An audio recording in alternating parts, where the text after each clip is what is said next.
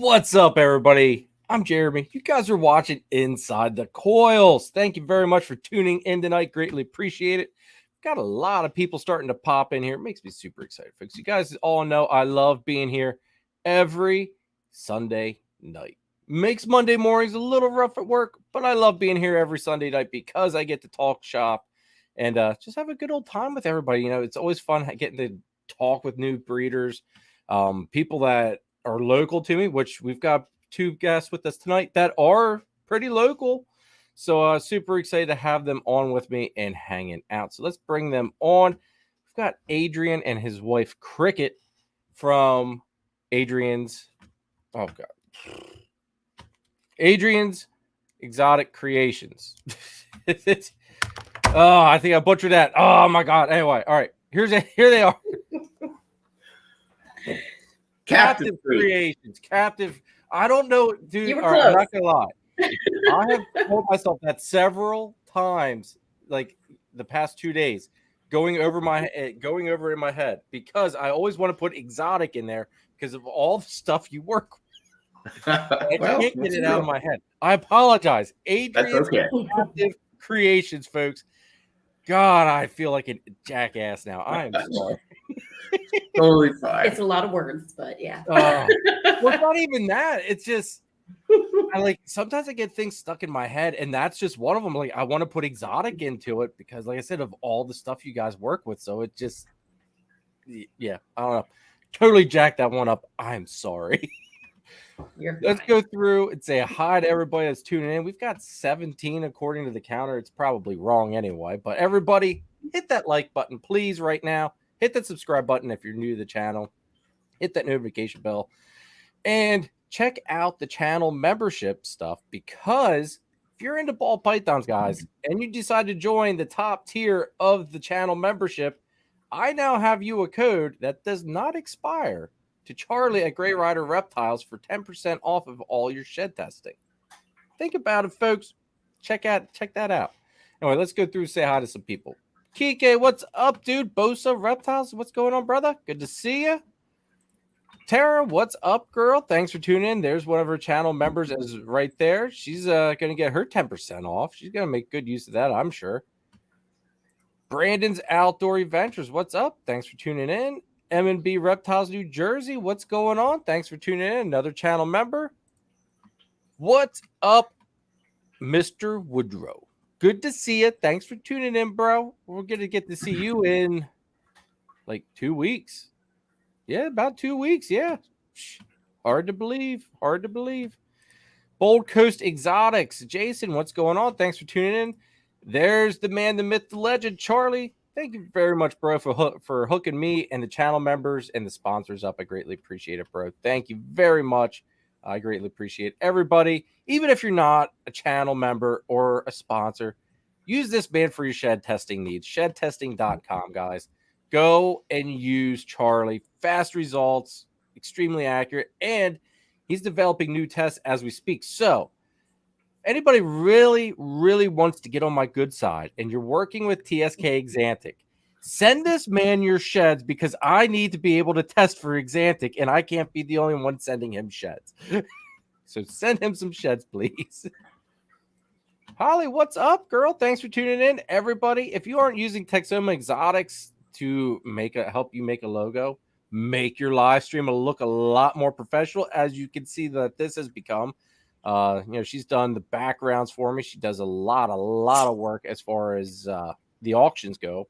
And on top of it, she also did the intro and the outro for the channel. So if you guys need any of that, hit Holly up at Texoma Exotics. Also, she's got a really nice live Wednesday night and Saturday night, which, Holly, I'm sorry I missed Saturday. Saturday, this whole weekend was a blur. Total blur. Total blur. Joe Mercy Morphs, what's going on? Thanks for tuning in. Good to see you. Also, I want to add, Holly is also a channel member, so thank you very much, Holly, for all the love and support. Let's see here. We got Mitzi. Good to see you, girl. Thanks for tuning in. Oh shit. This show just went to hell, folks. John and Christine, what's up, guys? If you are a channel member and you missed the live Friday night, November Live Friday night. Go check it out because John was on there with me. We had Nathan from Infinite Possible Pythons going over some marketing, branding stuff.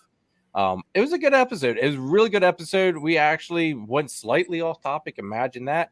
Started talking to Reggie from New Zealand and found out some just mind-blowing stuff. Did you know New Zealand does not have any snakes at all? Not one. No, I didn't know that. There's no snakes on New Zealand. My mind was blown. I could not get over that the rest of Friday night. Right? I just can't get over it. I just, no idea. So go back, everybody. Check that member live out if you are a member because it was a really good, lots of good information as well. Now let's see who else we got. Who else do we got? James, Forking Reptiles. What's up? Thanks for tuning in. That's a new face, I do believe. Thanks. Make sure you hit that subscribe button, James. Thank you very much. There we go. Nathan, what's up, brother? Thanks for tuning in. One of our channel sponsors. Shut up, Joe. Shut up. Let's see here. There's Gabby from Forking Reptiles. Also new face. Good. It must be another husband-wife team, I'm going to assume, maybe. It is. Yeah, we'll dive into that because I am jealous of the husband-wife teams. Makes me we'll dive into it then. Will, what's up, dude? Will's hella heat. What's going on, brother? Good to see you. My dear niece, what's up? Lexi Luhu, good to see you. Thanks. Thank you very much for tuning in tonight, girl. Let's see here. Genetics Lab Reptiles. What's going on? Good evening. Adrian is my favorite snake breeder other than me. Cody Burke, what's up? Thanks for tuning in. Man, you guys brought some new faces in here. Holy crap. Thank you. Everybody, if you're new, hit the subscribe button, please. So let's run one channel sponsor quick, and we'll get this show on the road. Let's see here. Who are we going to run? I know who we're going to run. Gettysburg Reptile Expo, LLC is located at the All-Star Event Complex in Gettysburg, Pennsylvania. It's a 45,000 square foot venue with 125 plus vendors and top quality breeders, along with 270 plus tables. If you're looking for a python, boa, colubrid, gecko, lizard, or amphibian, you've come to the right place. Doesn't matter if you're a breeder looking for that missing piece to your project or a pet owner looking for your next scaly friend, Gettysburg Reptile Expo LLC has you covered. Need an incubator or rack system? They have you covered with sea serpents set up there to meet all your needs. The next show dates are November 11th of 2023, March 23rd, and July 20th of 2024. Show times are from 9 a.m. to 4 p.m. Make sure to check them out on their website, Instagram, and Facebook. Mark your calendars because this is one show you don't want to miss. So I'll see you at Gettysburg Reptile Expo LLC. Super excited for that show, folks. Make sure you guys all come out. You guys are going to be there, I bet. Oh, yeah, absolutely. Wouldn't miss it. See, that there, folks, is why you got to come out. You get to see some top-notch freaking breeders, guys. Top-notch. I'm going to tell you what. Lexi says she's going to tell my wife, Kara, that I want to have a snake family. Lexi, I've already got a snake family. I mean, haven't you? You've seen the snake room. This is like 100 children. I mean, come on now. Mm-hmm. Only they don't scream or yell or throw up or any of that at that. You know, it's very peaceful down here. They're much better. What's that? They're much better than children. They are. I mean, I've got a 1-year-old and a soon-to-be 4-year-old and a soon-to-be 17-year-old. And I got very spoiled when my oldest got, hit that teenager phase and really didn't know he was in the house, but you knew he was there. You knew he was safe. But now we've got the two young ones, and it's just like screaming and the running and the yelling, and then they just get each other going for the fun of it. And oh my God, it just drives you. I love them, but they drive me nuts sometimes. I can imagine. Yeah, Mike. What was that, Cricket? Oh, I just said it keeps life interesting though for you. It does. Yes. Mike, or I'm going to butcher this. I'm going to attempt it though. Kosicki, possibly. Like I said, I apologize, Mike, if I butchered that, but I tried. They said they tuned in to hear ACC. We got Gina. What's up, girl? Thanks for tuning in. Going to see you in a couple weeks. Jacob says saw Adrian's beautiful snakes yesterday. The best.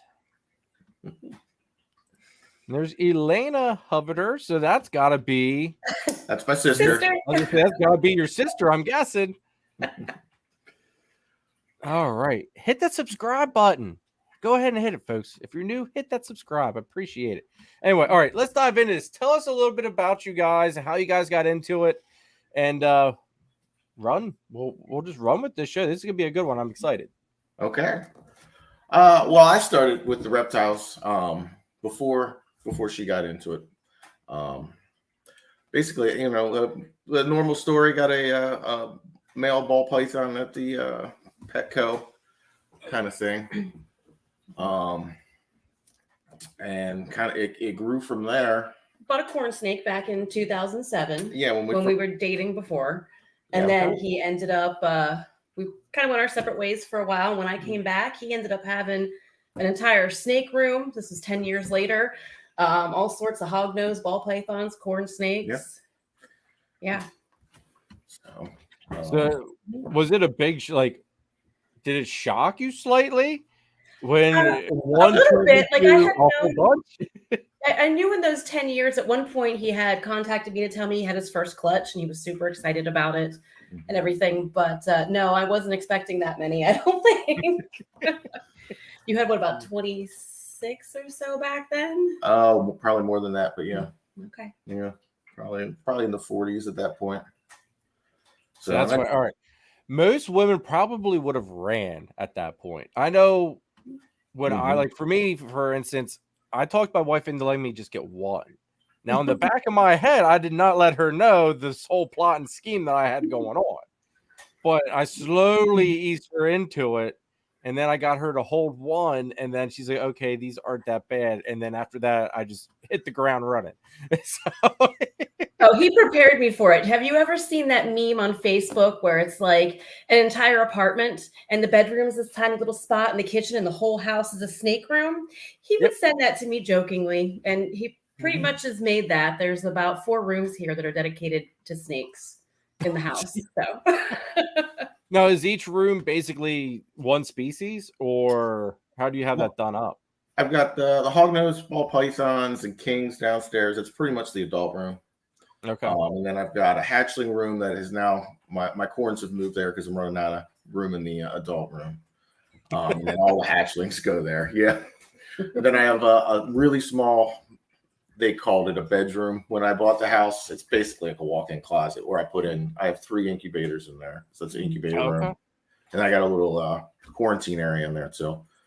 And then I got a loft with the office supplies, you know, all the shipping and everything you need to do all this. Information. And then down the basement, I have I have more racks and a brumation area to cool everything down. And then I got mice and everything down there too. So it's the whole house. Mine is the kitchen, which is what we're in now.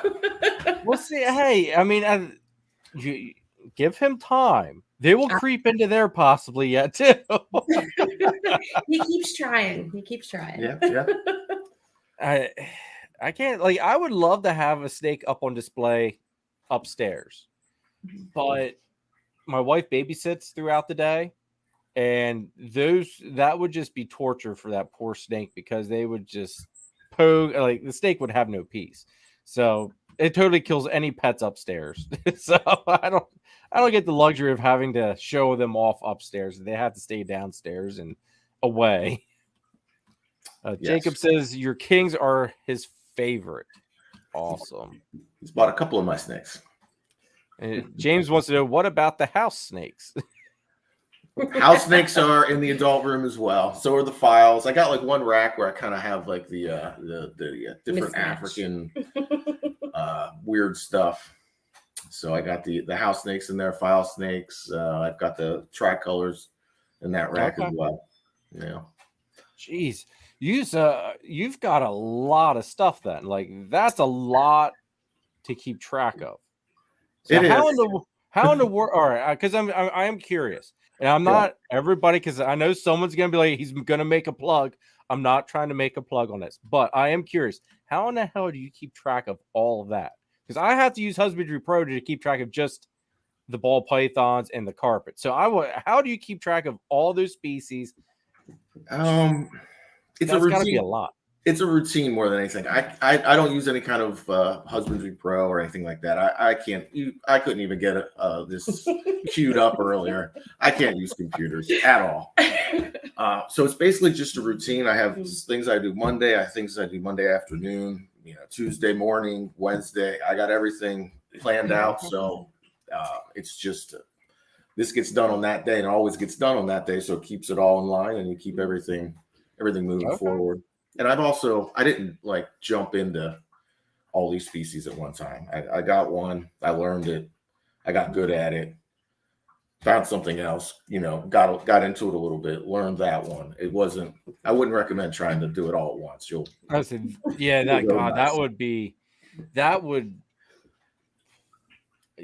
it wouldn't work out well. If someone's due, folks, just ease into it. Ease into it. That's a lot. I mean, because every species has to have all. I don't want to say all of them, but each of them's going to take slightly different requirements as far as temps. Correct? Yes, they do. And I also try to pick species that are similar, so their temperatures aren't radically different. Like I wouldn't get something that needed to be super cool, like a bamboo rat snake or something. I can't put that in with hognoses, and you have to be smart about that. Like your file snakes and your house snakes are basically ball python temperatures. I keep them a little bit cooler than my ball pythons, but not much. Hognoses are pretty much ball python temperatures. So if you work it that way and not getting like one thing that's way over on this side or one thing that's way over on that side as far as their requirements are, it makes it a lot easier. Okay. No, that makes sense. That makes sense. And with all the different rooms that you're using, that even makes it even easier. I know, like Chris there from S Reptilia, he has his ball python room, and then he's got another part of his basement which is like the colubrids, just because it's a lot easier to have the temperature separation totally separate. I think that's really smart. So really how you have like cooler, like your bottom of your rack's a little cooler. I'll take advantage of that and put species down there that need to be, a couple degrees cooler, and just run them all along the bottom of a ARS rack. Okay, that's smart too. Way to use that bottom. See, I know I put my males on the bottom just because a little bit cooler, perfect for the males. What's up, Tim? Thanks for tuning in. So now, all right, let's dive into the hog noses here once, because they're a weird looking little snake to me. I don't know what it is. They are. They've got a cute face, but it's weird. And then they've got like their body just seems like it goes from body to head, and then like it ends. Like that's it. Like it's like a tube almost. Like there's no neck. Yeah, there's no neck. Not like so. I guess let's first of all, I've heard about I think it's on the holdback rack. They had said about hognoses basically, or I'm going to say runner up in the snake world to the ball python. So I don't quote me on that, everybody. I basically just, generalizing what I had picked up from it.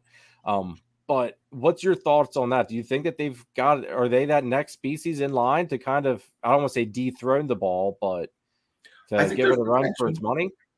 I think there's potential. They definitely are now. Ball pythons, like, the COVID thing where all the prices went crazy. And then now we know what they're doing now. Hognoses never really did that.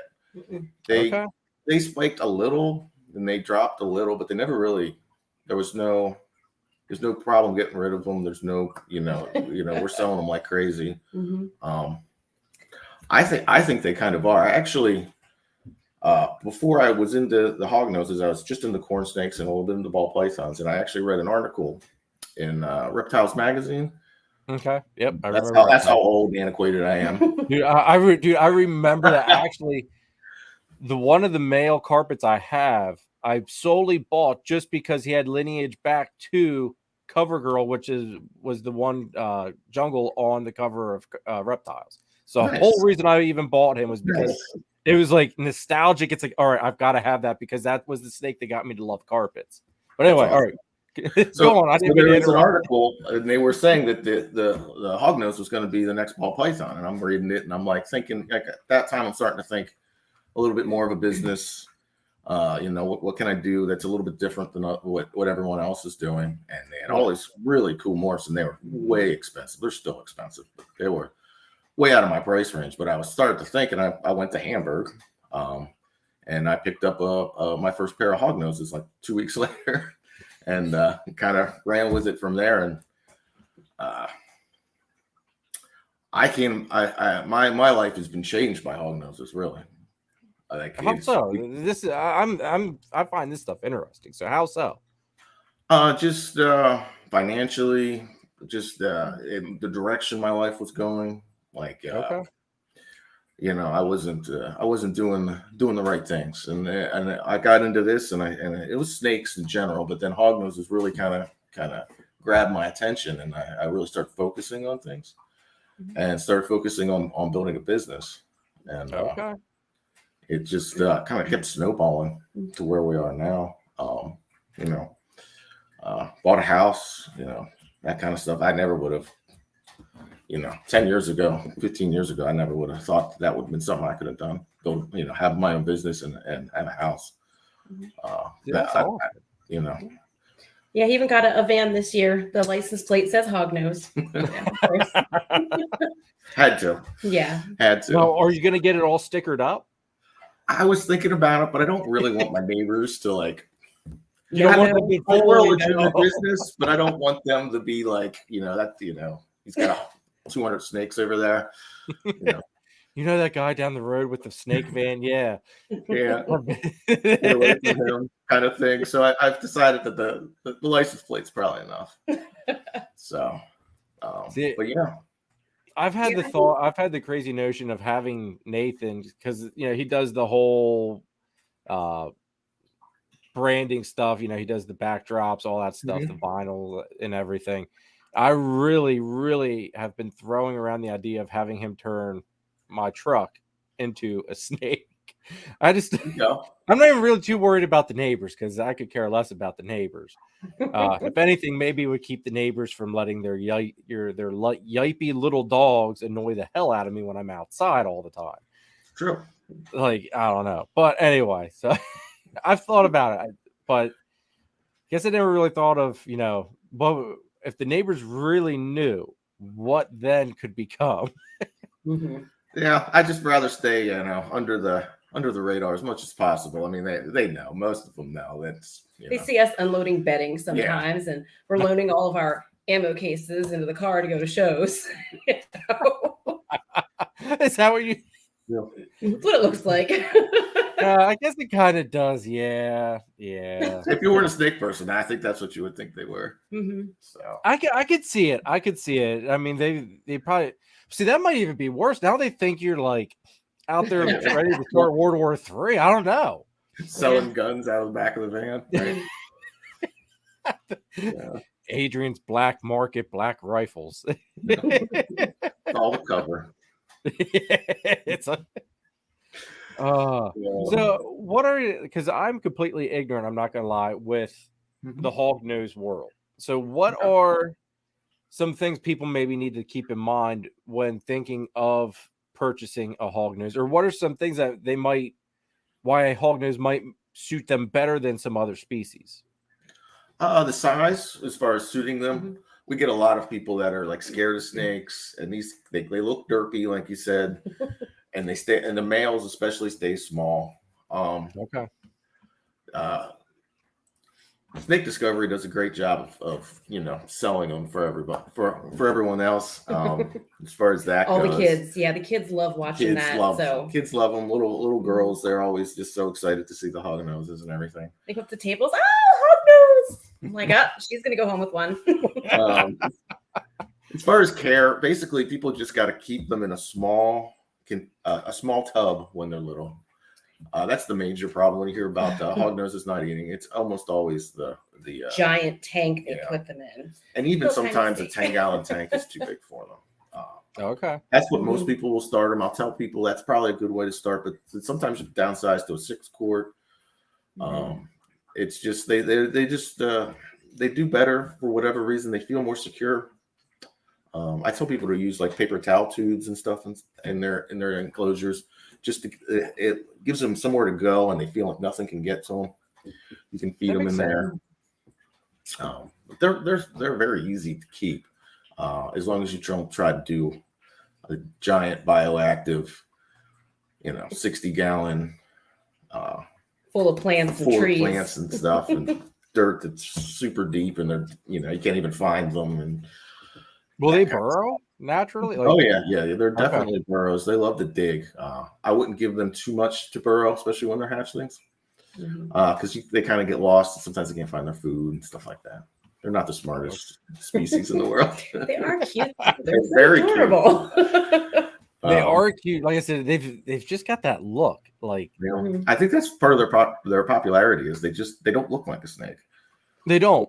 No, they look like this little derpy, like a pug dog or something. And we get a lot of moms that come by, and that's what they're scared of. They're like, "Oh no, we're not getting a snake. You guys can never have a snake." But in most cases, they'll hold a hognose, and they'll be like, "Oh, maybe this isn't so bad. Maybe if we got one of these ones, you guys can have one." If we got this one that looks like it doesn't know up from down. That's funny because they are cute. Now, how big do they get on average? Like, male, you're looking at like a foot to maybe 14 inches, and you're talking like 120 grams, 130 grams. Okay. So pretty small. And then a female, you're going to get about looking at maybe 2 feet. That's still small. It's still a small snake. Yeah, maybe 2 feet, 2.5, 300 grams, 400 grams. I have a couple of girls that have a few years in them that are pretty big. They get a little bit bigger. Little chunky monkeys. Yeah. Genetics yes. Specifically Scott, the piebballs, right? Scott here says, funny thing is hognose are venomous and they make great pets. Rear fanged. Calling them venomous is kind of a slight to actually venomous creatures. I've been more told that if you let them like literally like chew on you. Yeah. And then even if they do chew on you, it's more of just a skin irritant than anything. Most people will get, you'll get a little bumpy, a little itchy. Some people will swell. If you really let them chew on you a while and you have a sensitivity, that you'll see the pictures online where their hands swelled up or something. But it's a week later, your hand's not swelled anymore. Oh, okay. Yeah, there's no anti-venom or anything. Come on, Scott. You're making this sound like we're gonna be sending people to the hospital. Like little Timmy just got bit and now he's lost 6 fingers and come on. I have gotten some looks from moms though, and they're like, "This isn't venomous." I'm like, "Well, technically it is." They just look at me like, "What did you just hand my child?" James says, "Bee sting unless you're allergic." Bees are deadly. So. I tell people too. They think of bees more deadly. Bee stings actually kill people for sure. James says corn snakes are too. They have the same. They have the Duverol's glands. Yeah. So garter snakes are technically have a little bit of venomous nature to them. They don't have the rear tooth though. They don't have the rear fang. So that's the difference. That's why they're not called rear fang venomous. They don't have a rear fang. So. Damn, I learned something new already. Do you want to say, Scott, what's up, dude? Thanks for tuning in. At least you made this live. Matt, what's up, bro? Good to see you. Now, what morphs are you working with as far as the hognose go? All of them. I love doing the snows. I pretty much built my company on snows and snow condos. Built this whole thing. I love the toxic, which is toffee belly and exanthic together. It's like a snow, but it's got color to it. It's got some gray and some purples to it. Working sable into everything, Arctic into everything. Working the Mercury project this year, which is the lavender and the axanthic, which is real nice. The lavender is, kind of purpley, but it's got a bunch of like pinks and then tans and stuff like that. And when you put axanthic in there, it just strips all that out, and you get it's like a truish lavender. Like it gets rid of all the other colors. Yeah, it's kind of nice. When they're little, they don't look that great. You got to really let lavender hognose. It's kind of like the balls. It kind of comes in as they age a little bit. Yeah, it's the same thing with a lot of lavender animals. I know lavender corn snakes are like that too. You got to give them some time to color up. So, what else are we working this year? Albinos. Yeah. I love the albinos, just the orange, the brightness. Yep. The supercondas of all varieties, of course. Pink pastel albino. I'm pretty much working pretty much all of it. The only thing I haven't gotten into it is some of the newer stuff, the Swiss chocolates and skull face and stuff like that. I haven't. They're a little pricey at this point for me. So. Okay. Well, no, I've heard a lot of the conda talk and stuff. So, is that like? Maybe this is a dumb question, but I'm going to ask it anyway. Does it resemble like an anaconda pattern or something like that? Is that how it got its name? That's what the name's from. Yeah. Brent Bumgarner from Superconda. He found it, and the conda version kind of looks like it has like the spots like an anaconda, and then you put two of them together, you get the super, which is no pattern. Yeah. Now what color is it with the no pattern though? It depends on what morph you got behind it. Normals are usually like a tan, but you can, you do snows, you can do axanthic. Axanthic's going to be, mostly gray, but it'll have like the dark flags up around the front of its head. Yeah. So it takes away the rest of the pattern except for right there around the face. They do like the Arctic and Super Arctic with the Superconda, and you can really make some nice looking animals. This axanthic the axanthic talk is making me excited here. It's a nice gray snake. Sometimes they have like a dark belly, and the flags are just a little bit darker around the face. Nice charcoal. Yeah, you'd like the Super Arctic too. That's an axanthic looking animal. It's more of a crisp white with the black pattern. That would be yes. Yeah, you'd like Abby here says sunburst hoggies are amazing. We should have some of those this year. That's sable and an albino. We're doing sable. Oh, go ahead, sorry. We're doing a triple het this year. So we'll have their het axanthic, albino, and sable. So we're shooting for the sable snows, but we'll make sunbursts and what are the other ones called? The axanthic sable's called something too. I can't remember what it is. Can't remember that one, but so that sounds like it should be something like eclipse or something. I don't know. Storm cloud. Yeah. Storm cloud. All right, I'm not gonna lie. All right, this is gonna get me in trouble now with the ball python part of the community. It sounds like Hognoses have it figured out with giving badass names to shit and not stupid, just ridiculous, childish names. I like the way how the Hognoses are named already. It's like, damn, they're very creative names for them for sure. It's hard to keep them straight though. Yeah, I'll say when I first started learning ball pythons, and then I started learning that there were some names that were the same, like what is it, sugar and calico? Are similar. It got even more confusing for me to try and learn stuff whenever people were naming it the same thing or different things or the same gene. So. Hopefully we don't do that with hoggies. You got the banana and the coral glow, and now it's blitz, trick, hurricane.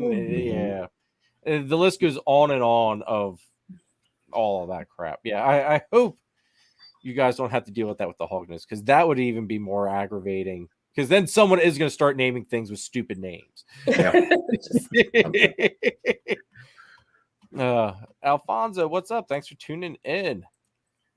Now, what if you had to pick one project with the Hognose, what's that one project that you will always work? It has to be snow. Has to be. Yeah, it has to be snow. It's still popular. It still sells for the same price. That snows have sold for the same price for as long as I've been selling them. So 6 years, 7 years. Okay. No, And they're pretty high priced too. Like they don't, how Morphs usually kind of do the. Yeah, normally as they're out, they depreciate a little bit. Yeah. Yeah. So I would say it would have to be that one. Now, at this point, that one's kind of old hat for me. I'm really getting into the Mercury, the Lavender, and the Exantic together. I want to work that into Sable, work that into Arctic. I want to work that into a few different things. Okay. I feel like nobody's really doing it. There's one known morph market right now. So it seems Mike here says we're about dealing with that in corn snakes. I guess he's meaning about with people coming up with really stupid names. Oh yeah, that's just that's industry wide, I think. It's sad. Like, just got to come up with really badass names, folks. Just make it. Just if you think it's going to be awesome, or if you think it might sound stupid, bounce it off somebody. And if they look at you like you have 6 heads, go with something else. or if they pick a bad one, let's just let the community just say no. We're not using that. Sorry. Try again. They kind of did that. Oh, what was it with Nanny? Because there was a ball python gene. I think it was Nanny, and now it's what did they name it to? I guess because I guess the people that were working the project thought that the name just completely killed the direction the project could go, and I think they named it to like a carnivore or something. I forget. Nathan, something better. Nathan, I'm telling you, man, it's Glow Exantic. Okay. Yes, not everyone can have a great gene like jaundice. Yes. For any carnage, that's it. Thank you, John and Tara. Sorry, Tara. I saw the Triforce thing. I thought John was coming in to bash me on top of Nathan there. But no, apparently I have been blessed with having an extremely strong line of pastel that when you throw it into Exantic, it actually starts overpowering the Exantic somehow because there should be no yellow with an Exantic animal. Okay. Well, I can make Exantics that have some yellow to them. So lucky you. Yay me. I want a black and white snake and I still got freaking yellow in it. So I tried to market it as like a glow line. I was really pushing it on the group and on our PA group chat there with the glow line shit. And John and Nathan just wouldn't let me keep it. And then Christine named it the John disc because John just completely bashed me one night with it. It was anyway, it was good times. Good times. Scott says some yellow, it's a highlighter. Gee.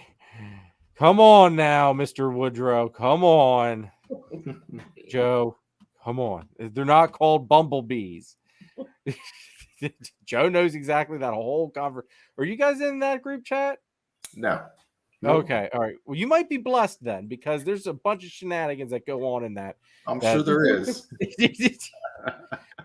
Man, I tell you what. Anyway.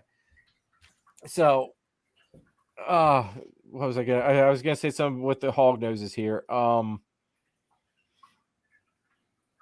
god, I just drew a blank. Anyway, so what's the market's basically steady with them? Like it's like you said, the one gene there, it's been stable for like 6 years. So like, what's the average? I'm gonna say the average price range. Last these hog nose morphs. You want like my average price or yeah. Last year I think we averaged sale. I think we were 440 a sale for hog noses, which is that's not bad. Classics are going to be a little closer to like 250. We're selling normals at like $150, $200, $250. Okay, normals, and then it goes up from there. I think that's awesome. That the base hognose, your classic, super classic, as my brother Kike would say, is valued still. Where you have your normal ball pythons and people are just look at them like they're just junk, and I don't like to say like they're like junk, or as people in our other group chat would call them bird food. Like they're just frowned upon, and I think that it's really all like I like to see different species that the normal is valued. I think it's because it's still a pet market in hognoses. I feel sometimes like the ball python on the pet market's kind of looked over, not really there, and not really attended to. Whereas the hognoses still have like little 10-year-olds coming up that really just want a regular hognose or an albino hognose. Whereas ball pythons have gotten to a point where it seems like it's always investments. Bigger is better. I agree with you on that. I think that's why the market went goes so tipsy turvy with the ball pythons, because it's always investments. So when it goes up, it goes down. It goes up, it goes down.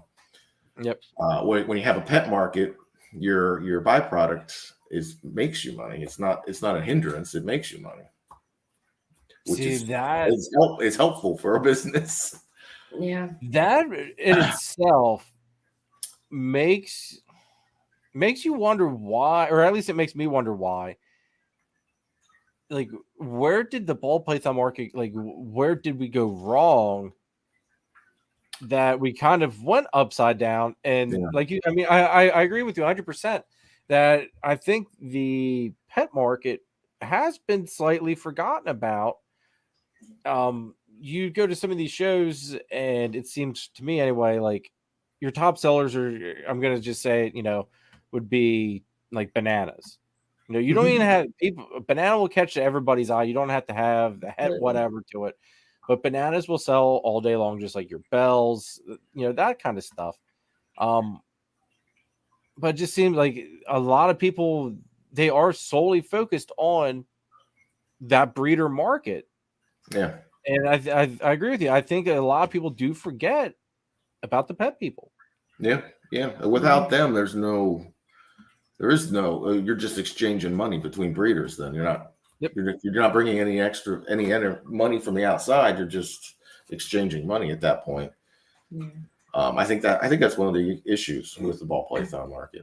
It'll come back. It always does. It goes up and it goes down. It goes up and it goes down. It's like, I'm still new. This is I'm going in my 4th season this year, so I kind of caught it at the tail end. Now, I will say, being one of those breeders that came in probably at what some would say the worst time to come into something, by the time I was actually producing and everything, I think the market's still pretty good. Now, I have produced a lot of stuff that I would consider more as the pet end, and not as much as highly sought after for some breeder stuff. But I try to I like to try to cover all spectrums. I have some pairings I do for just pet stuff.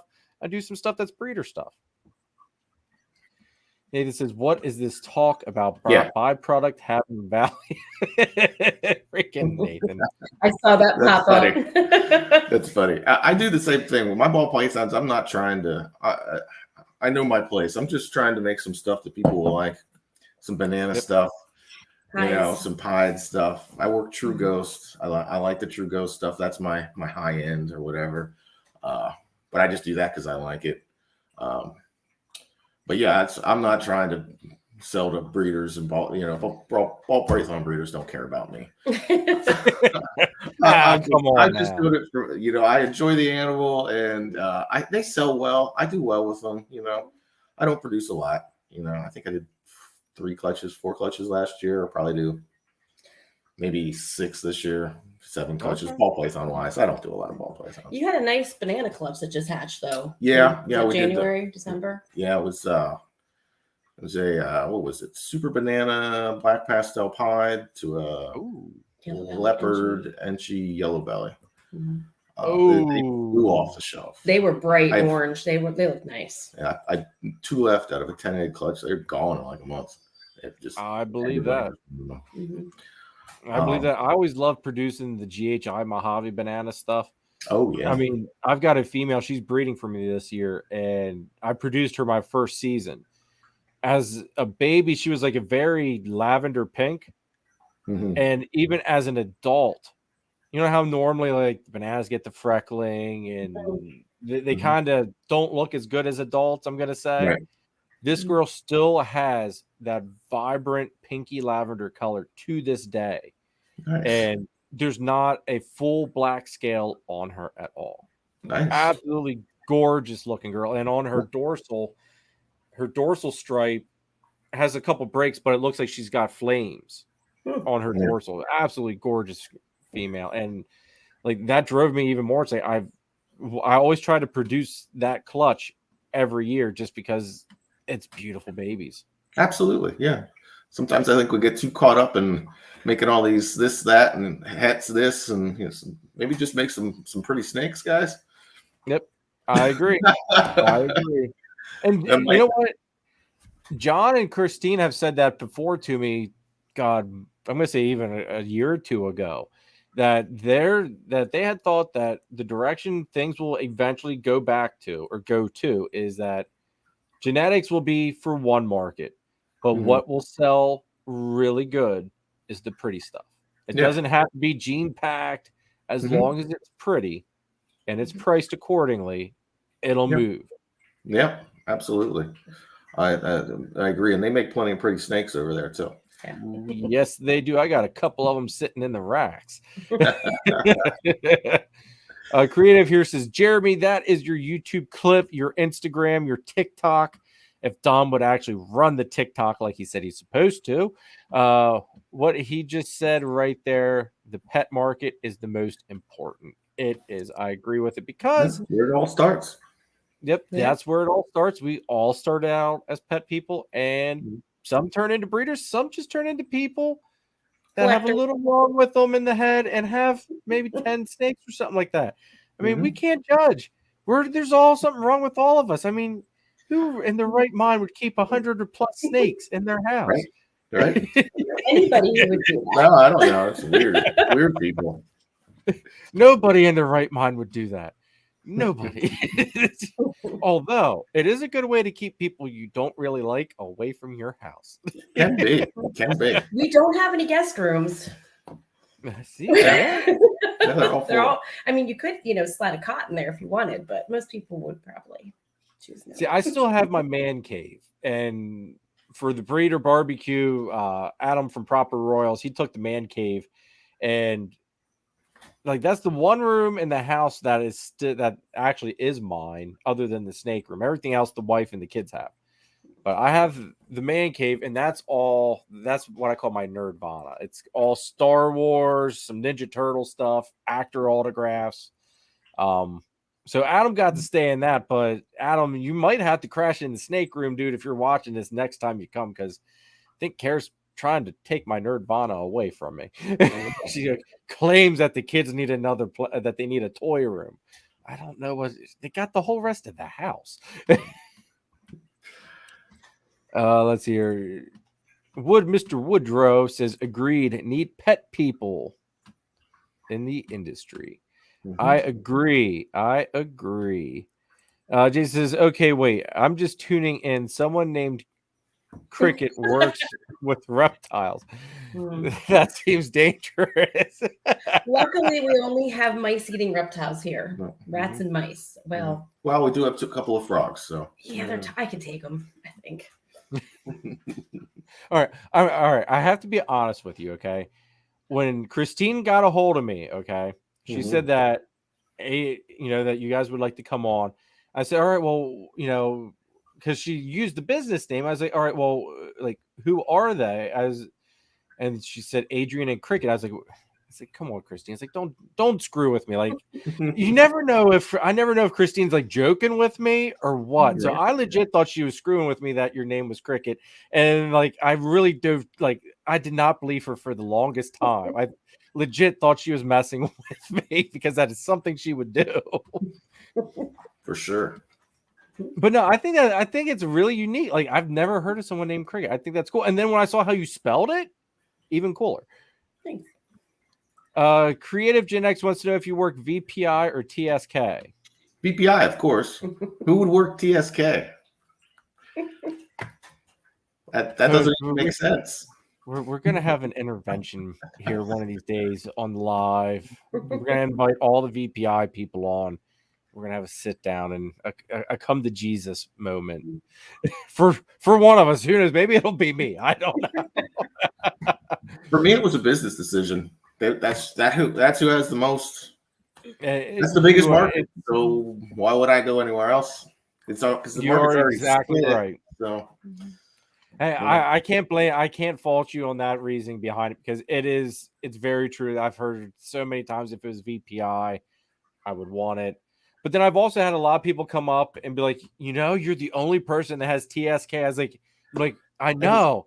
I was like, you're probably the only person in this show that's looking for it. Yeah. So buy something. You're the only one that cares. No, that's terrible. Mike here says breeding for the next morph a pyramid scheme. It kind of, in some aspects, it kind of is. It's not a scheme, though. It's not a scheme, no, but there is a pyramid aspect to it. There's a pyramid to it, but we don't like Justin doesn't take a part of our sales. No. That would be a pyramid scheme. The person at the top takes part of our money. We got to give him money. So it's not a scheme. But Sean, you might want to stick around here, dude. There's going to be some file snake talk here later. There you go. Sean's into some different species, and file snakes I do know is one that gets him excited. John here says I had to. Okay, it's Christine. I had to tell him multiple times I was dead. She did, yeah. Like completely did not freaking believe her. I thought she was screwing with me. And here's Nathan making his usual jab. Thank you, bro. I love you too. Gino says, ask them about your shoes. Crickitt made, what were they for my birthday? Birthday or Christmas one year? I don't know. A pair of Chucks with my logo on the where the circle would be where the Converse circle would be. Oh, okay.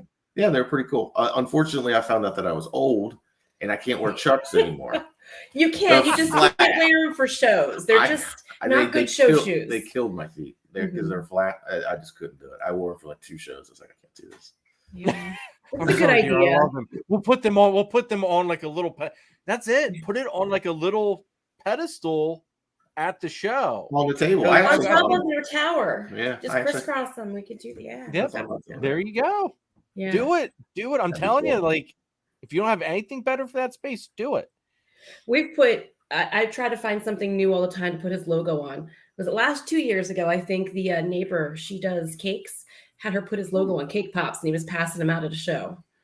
But that's actually really cool. That's thinking outside the box. Scott says, come to the VPI. Man, Scott, I don't know, man. I don't know if I can do it. God, all right, Scott, you threw me off track there. What was I just gonna say? Completely, I do this a lot lately. I don't know what it is. I get like so into this, and then I get sidetracked. Like I have a small moment here lately, and I don't know what my issue is. It's okay. Yeah, we call that age in our house. We're just like, I walked in here, and I don't even know what I was gonna say to you. I did that yesterday. I went to say something to Kara, and she interrupted me with something, and then she goes, "Okay, now what did you want to ask me?" She goes, "It sounded really important." I'm like, "I don't know what you're talking about." I was like, "What are you smoking, woman?" I was like, "What are you?" She goes, "You actually," she goes, "legit, you were just saying something, and I interrupted you. Now, what were you trying to tell me?" I was like, "Oh," I don't know. Like 2 hours later, it's like, "Oh, I remember what it was." Sure. Orange Family Pies. Rob, what's up? Thanks for tuning in. Oh, I know what I was gonna say. I just lost it again. All right, it has to deal. Oh, all right, the shoes. Yes. Mm-hmm. All right. I assume that you probably remember Vans, right? Mm-hmm. Okay. this doesn't deal with snakes, people, so I apologize. But I was at the van store a couple weeks ago. Kara wanted to get shoes for Hudson, and she insisted they had to be black and white checkered Vans. Okay.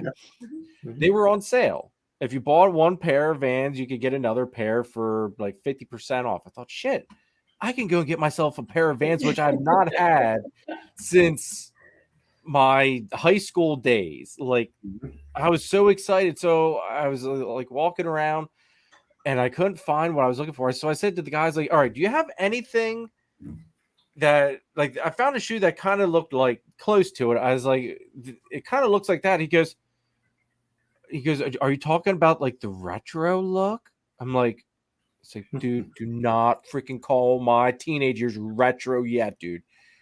I was like, what time frame are you calling retro? He goes, oh, like the late 90s, early 2000s. Like, yes, I'm looking for the retro ones. He goes, oh yeah, they're over here, man. And he took me over. I'm just like, and there was like a sign, I think it said like vintage or retro. Like, I was just like, oh my God, it's come to this already. I'm 37. How old? I'm 37. So 37? Like, okay. Everyone tells me I'm still young. I don't know. You are. I'm starting to not believe this. James B. More Exotics is Jeremy. What's up, bro? And Adrian, what's up, man? How did you do at Carlisle? Let's go into that because we'll get into the other snakes here soon. Talk about Carlisle, guys. Yeah, we did well. The show was crazy busy. They had a line, what, 2 o'clock? It was still a line? I know it was at least after lunch. I was too busy. It was kind of funny. We had 4 tables and half a pod. So we each kind of take a side, and halfway through the day, I kind of looked at him like, I haven't seen you all day. Yeah. Where have you been? Because we were just so busy, just, talking to all the different customers and getting out snakes, playing with them, stuff like that. Yeah, we sold about, I think 12 snakes, I believe, 11 snakes. 11 snakes. And a bunch of the rats. The rats went really well. People love hairless rats, naked rats. Yeah. Hairless, and we had these gray rats that everyone was fighting over. We had a petting zoo in the corner. Yeah, that always brings the petting zoo. Carlisle is definitely one of those shows. It's great that all the shows do for kids for free and stuff. But that definitely can we hold? Lots and of then kids. There's always a train of kids coming by. So the poor snake, it's like, okay, next one. Okay, next one. Okay, next one. I hate to say no to a little kid though. That's what they come for. It's there for the first couple of shows. I would let basically anybody hold one, and it literally it dawned on me the one show I had somebody come up, and I had watched him holding a snake at the vendor right next to me. It was Eric from Reptile Reptiles. Eric left the kid to hold a snake, and he came. The kid held it for a little bit, gave it back, came over, stood in front of my seat. I was playing, asked him how he was enjoying the show, all that good stuff. Mm-hmm. He just looks around, nodding his head. He goes, "So can I hold a snake?" I'm just like, all right. And it just dawned on me. It's like, okay, this is who knows how many snakes this kid held. Right. And I was just like that was the first time I told a kid no. And then after that, it kind of just hit a switch in my brain that, if I'm going to do something like that, I need to think about having a quote unquote mascot animal where that is the one holding snake. I have a tendency to do that. I'll pick one yes. and just pull that one out. I try to, I'm with you. I understand why you want to, but I also don't want to say no to a little kid. So I'm kind of back and forth with it. Sometimes I'll just kind of ignore them. Just kind of like I didn't hear him and walk away. But sometimes I let him hold. I always run into that where you take one out and then the next family sees, and you've got it just ends up being a train of past the same snake. So I feel bad by the time after I've passed them around 5 times. I'm like, I gotta pick a different one now. Have you ever had one of the Hognoses play act normal through a couple of handlings and all of a sudden, all right, I'm decide he's done with this and play dead? They don't really do that they do that in captivity, but it's usually right out of the egg. Okay. Because by the time they've gotten to a show, I've handled them, fed them, I've messed with them with the water. They've gone to 2 shows now. They've been handled. so they just get used to humans. Okay, like when I'm getting them out of the egg, like they're hatching and stuff, a lot of times, sometimes they're still in the egg and they'll flip over. But they just get, they just get used to people, so they don't really do that. Okay. I guess that makes sense. That makes sense. Jason Brown, thank you very much, dude, for the $10 super chat. I greatly appreciate that. They say, Cricket, cool name, by the way. Tell me why Adrian only has 4 pictures on his Instagram. Because we're old. We don't know how to use Instagram yet. Pretty much. No. I'm one social media is enough. I'm already on the Facebook. I feel like I'm yelling into a black hole on Instagram. Like it's just, I don't know, it's enough. Enough's enough. He'll send me a video and literally 2 weeks later be like, "You checked your Instagram lately?" I'm like, "No, I only check it when you tell me to." I just checked my Instagram today. Actually, I had a message from Tuesday from a guy who bought a snake from me. Was his name Jason? No, it was a vendor that bought a snake from me at Hamburg. I was like, sorry, I'm not on here very often. So, yeah. Oh, I know. I used to hit Instagram a lot, and I've really started to slack on it to where I mainly just, between caring for the snakes, you've got 4 rooms, you've got a crap ton going on. So you get a total pass on skipping out on whatever social media you want. But like I've just really started neglecting Instagram. It's like I've got pictures of females ovulating, got a picture of a female on a clutch of eggs. I have yet to post any of it. It's just like I put all the time and effort that I have outside the snakes and family just to the YouTube channel and stuff. So it's I think this is a little bit better time spent. Oh, absolutely. Yeah, YouTube's way better than I think unless you've got a lot of followers on Instagram, you're just you don't get the interaction though. I don't like. I like this interaction. People in the chat, asking questions. Which, folks, if you do have any questions, feel free to drop them in the comments. Jason also says, "What are the 2 frogs that you own?" They're white tree frogs. Yeah, just 2 dumpy frogs. One's name's Buddy, and his buddy is named Buddy's Buddy because we're really original. Yeah. Yep. Oh, that's funny. Yeah, I got that one. I've had the one for 10 years. I recently got him a buddy. Okay. Yeah, they're cool. Yeah, Benji, we were talking about you a little bit earlier, dude, on how like you were in the chat and stuff, and I shared the fact that I don't think many people know there's no snakes in New Zealand. Freaking boggles my mind. All right, so let's go ahead and run another sponsor ad here real quick, and we'll get into a little bit more of this live. Make sure you check out Nathan at Infinite Possible Pythons. He is your guy to go to if you want to get into the Bang project. On top of it, he's working a bunch of awesome ball python projects. Kahua geckos, Leachianus geckos, crested geckos, some scaleless corn snakes, and he is your one-stop shop for all your branding needs. So check him out. Make sure you check out Chris at S Reptilia. If you're looking for a ball python, boa, colubrid, blood python, he is the guy to go to. He's also a rat breeder on the eastern side of PA, and he is Pennsylvania's distributor of Cocoa to Go and the Chipper, which is by far the best cocoa substrate on the market today. So make sure you go ahead and check him out. Ashley, what's up? That's another one of our top tier channel members. Thanks for tuning in, girl. Good to see you. Kai, what's up, bro? Another one of our channel sponsors. Make sure you check out the chat there, Kai, for the sponsor chat. There's a code for you. So, since I know there's, yes, Chris, Chipper and Cocoa to go. Only way to go. So, since I know that there's a few people that are interested in hearing about the file snakes, tell us about file snakes. What made you get into them? Because I think that's a very not well-known species. I actually saw a YouTube video. It was it R&B or RB? I think there was an R&B reptile. R&B was like a ball python, and they did other stuff. They had Matthew Most on there. That's who I got him from. Okay. He was explaining all about them, about the file snakes. I just thought they looked cool. I actually got them for her for a birthday gift. So that's a great birthday gift. You know, they go into my snake room and I take care of them and breed them.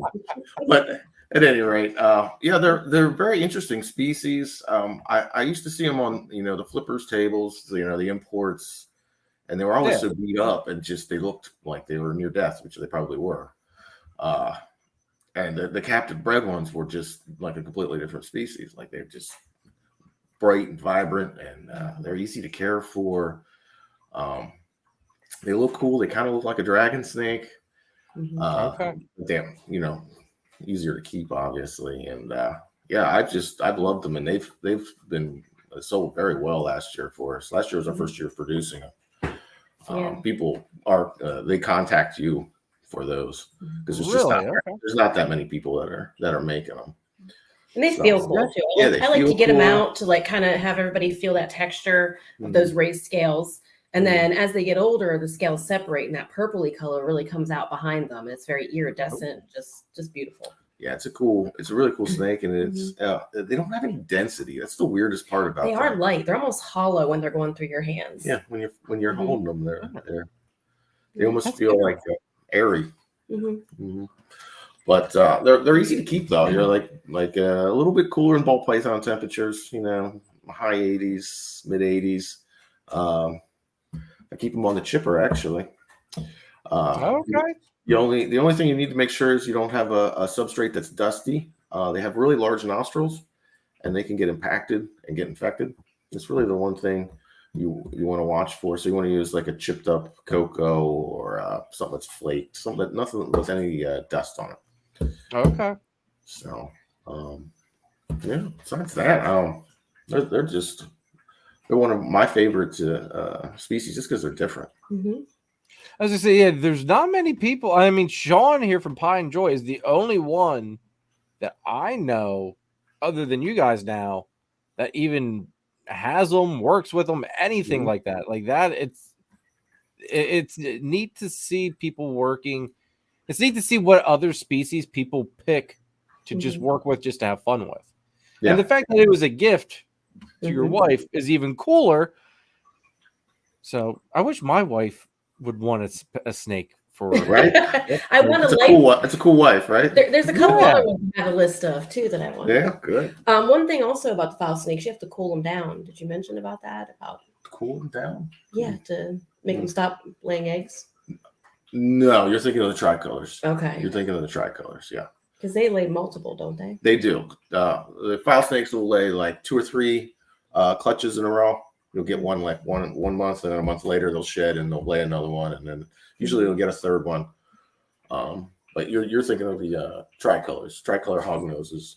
Sometimes they won't stop laying eggs. Okay. And you have to stop feeding them and like cool them down a little bit just to stop them. They'll go 5, 6, 7, 8 clutches. They'll just keep going until they die.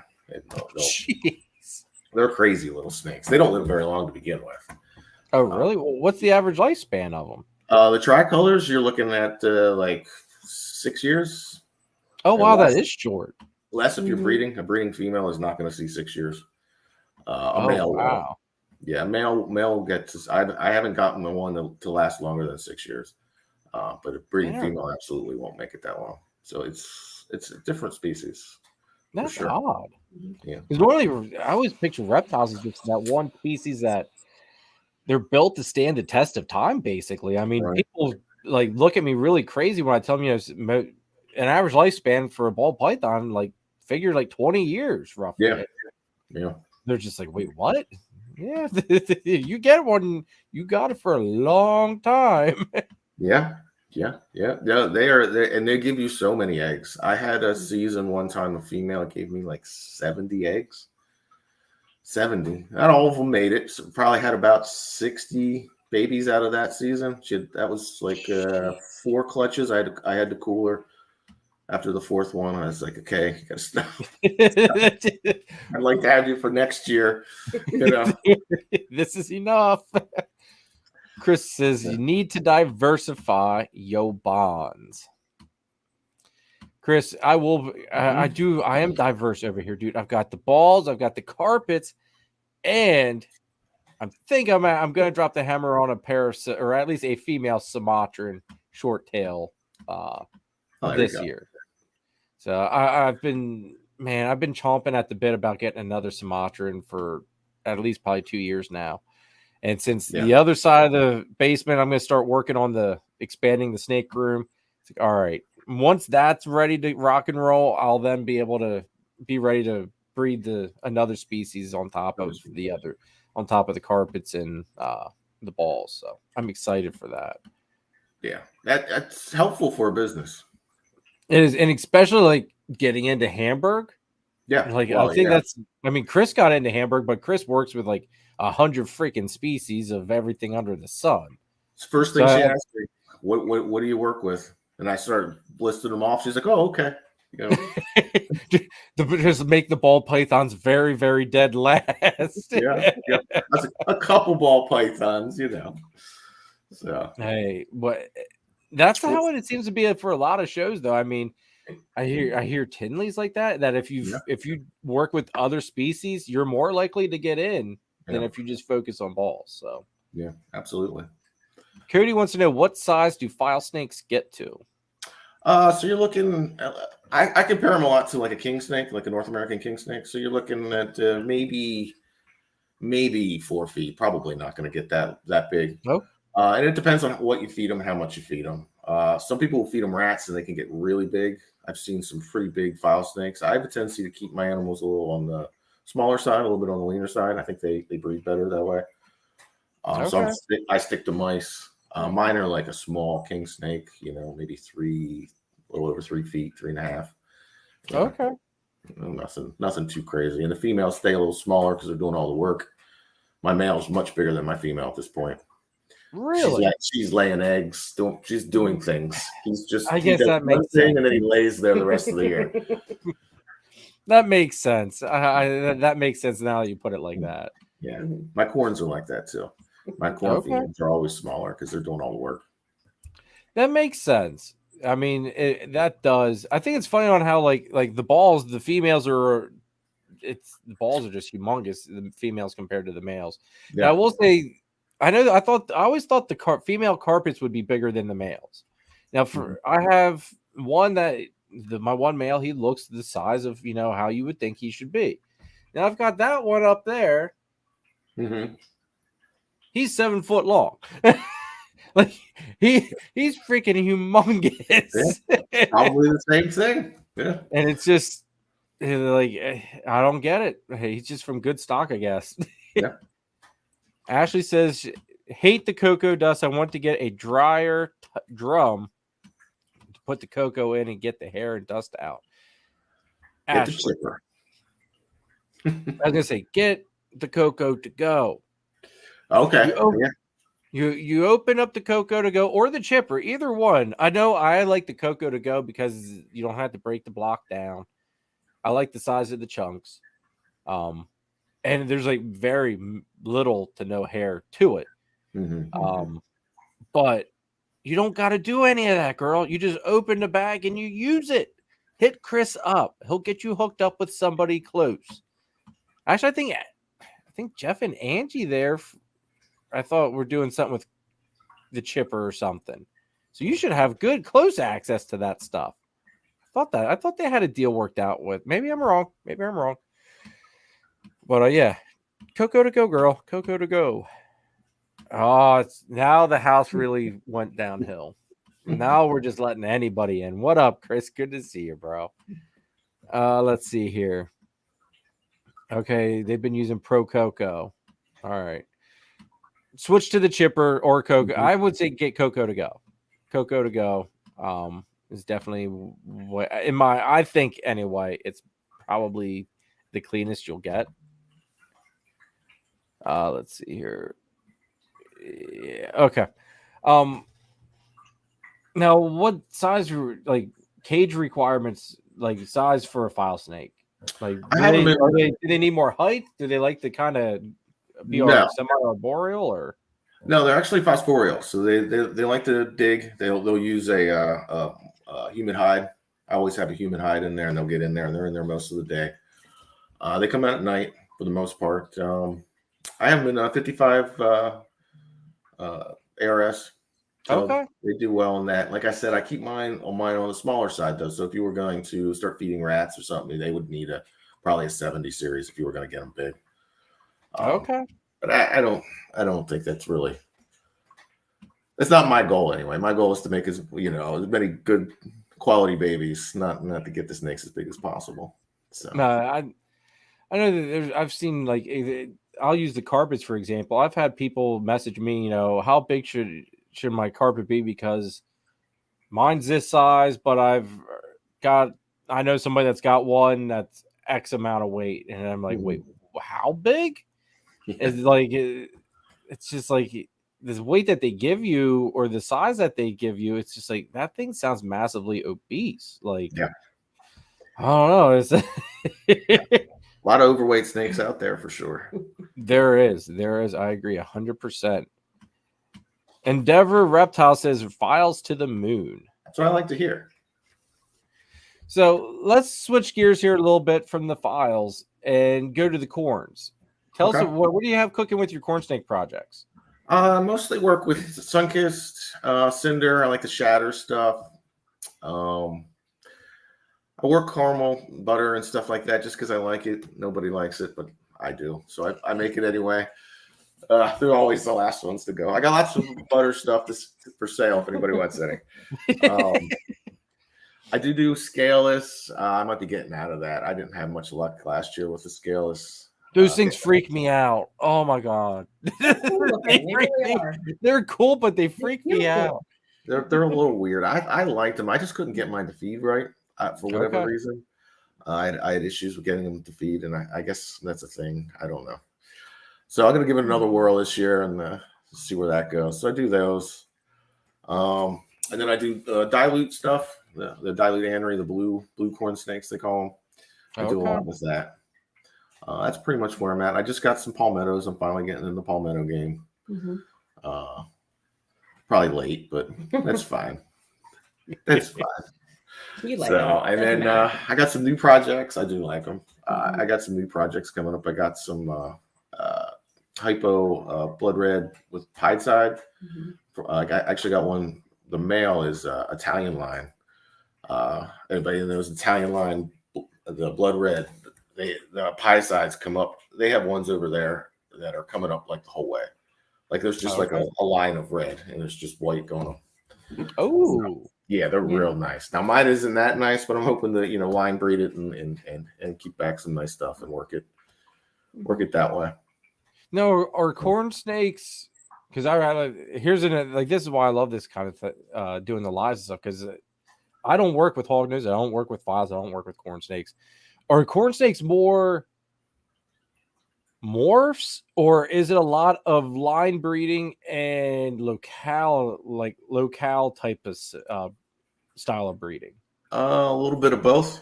There's you get a lot of the Okeetees and the Miamis and stuff like that. I don't really work any of that stuff.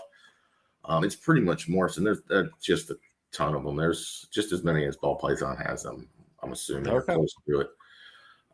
They're almost all recessive though. That'd be the one difference. Really? Yeah. There's Teresa is dominant. What else is dominant? Buff. There's like a couple. Red Factor, and that's about it. Everything else is recessive. So everything's everything. Okay. Yeah, you'll get a corn snake, you'll breed it, and 6 things pop out that you didn't realize were in either of the animals. So that's interesting. That's for sure. So, and that's what I started with. That was my first clutch was corn snakes and stuff. And so I enjoy them. They're cool. A lot of get geeky with them, with the different morphs and all the combos and everything. Oh, I bet. Sean here wants to know, do you know of issues with line breeding files? Not that I'm aware of, but we haven't been breeding them for that long. So I would think it would be like anything else. You would want to try to outcross it from time to time. Only problem with that is if you're going to outcross it, you're going to have to get a wild caught because anything that's been captive bred in the country is probably related. It's at some point down the line because there's only a Yeah, few it makes people that there's Doing it right now, There's April Wingfield, Matthew Most doesn't even do it anymore. There's me. There's Danny Eby, I think. That's about it. There's not many people doing them. Now, how often do they get? Are they imported? Are they something that's imported regularly, or? Yeah, they're imported all the time. You can find them on A lot of tables at Tables, some shows. I just saw some last weekend. Okay. And what they'll do is they'll catch them gravid, and then they'll get the bait. They'll lay the eggs and they'll sell the females off.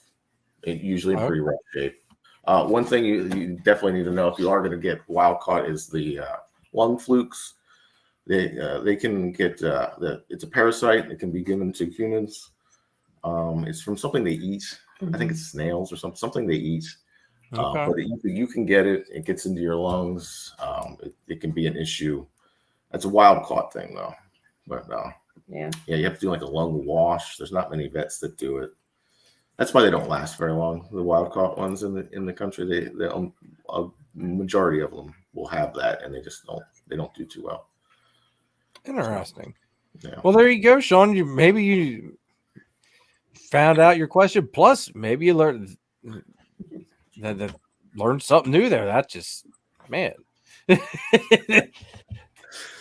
So yeah, I wouldn't worry about it right now, though. Actually, honestly, I would just keep breeding them. If we breed them enough, the wild caught will stop. That's true. Because they're so much better as a captive creature. they look better. The wild caught ones tend to be a little grayish almost. Yeah, they're just had a rough life in Africa, and then were shipped over here. Full eggs. Well, that's a rough time. That's kind of the same thing with the carpet. So I mean, you figure basically, obviously, we can't get anything new in the States with carpet. So essentially, it's very slim that you're not going to get something that's somewhere down the line. It's related somewhere probably. Yeah. James here says scaleless is the ultimately taboo. I can't wait to make a scaleless ball python. Man, scaleless ball pythons freak me out even more. At least scaleless corn snakes have belly scales, so you get that normal feeling. A scaleless ball python, man, they look cool though. I don't even know if snakes are meant to have scales. Dude, there's definitely like a divide. There's people that are like you that are like nope, and then there's some people that are like these things are the coolest things ever. Like I like the color that you get from the scaleless. Yeah. The matte dusted look, like powder coated. They almost look powder coated. I like that look, but holding them, it just feels a little weird. I'll give you that. It's a little weird. Nathan says his the corn snakes that he works with are Italian line too. Nice. They loves the blood red pied sided. Yeah.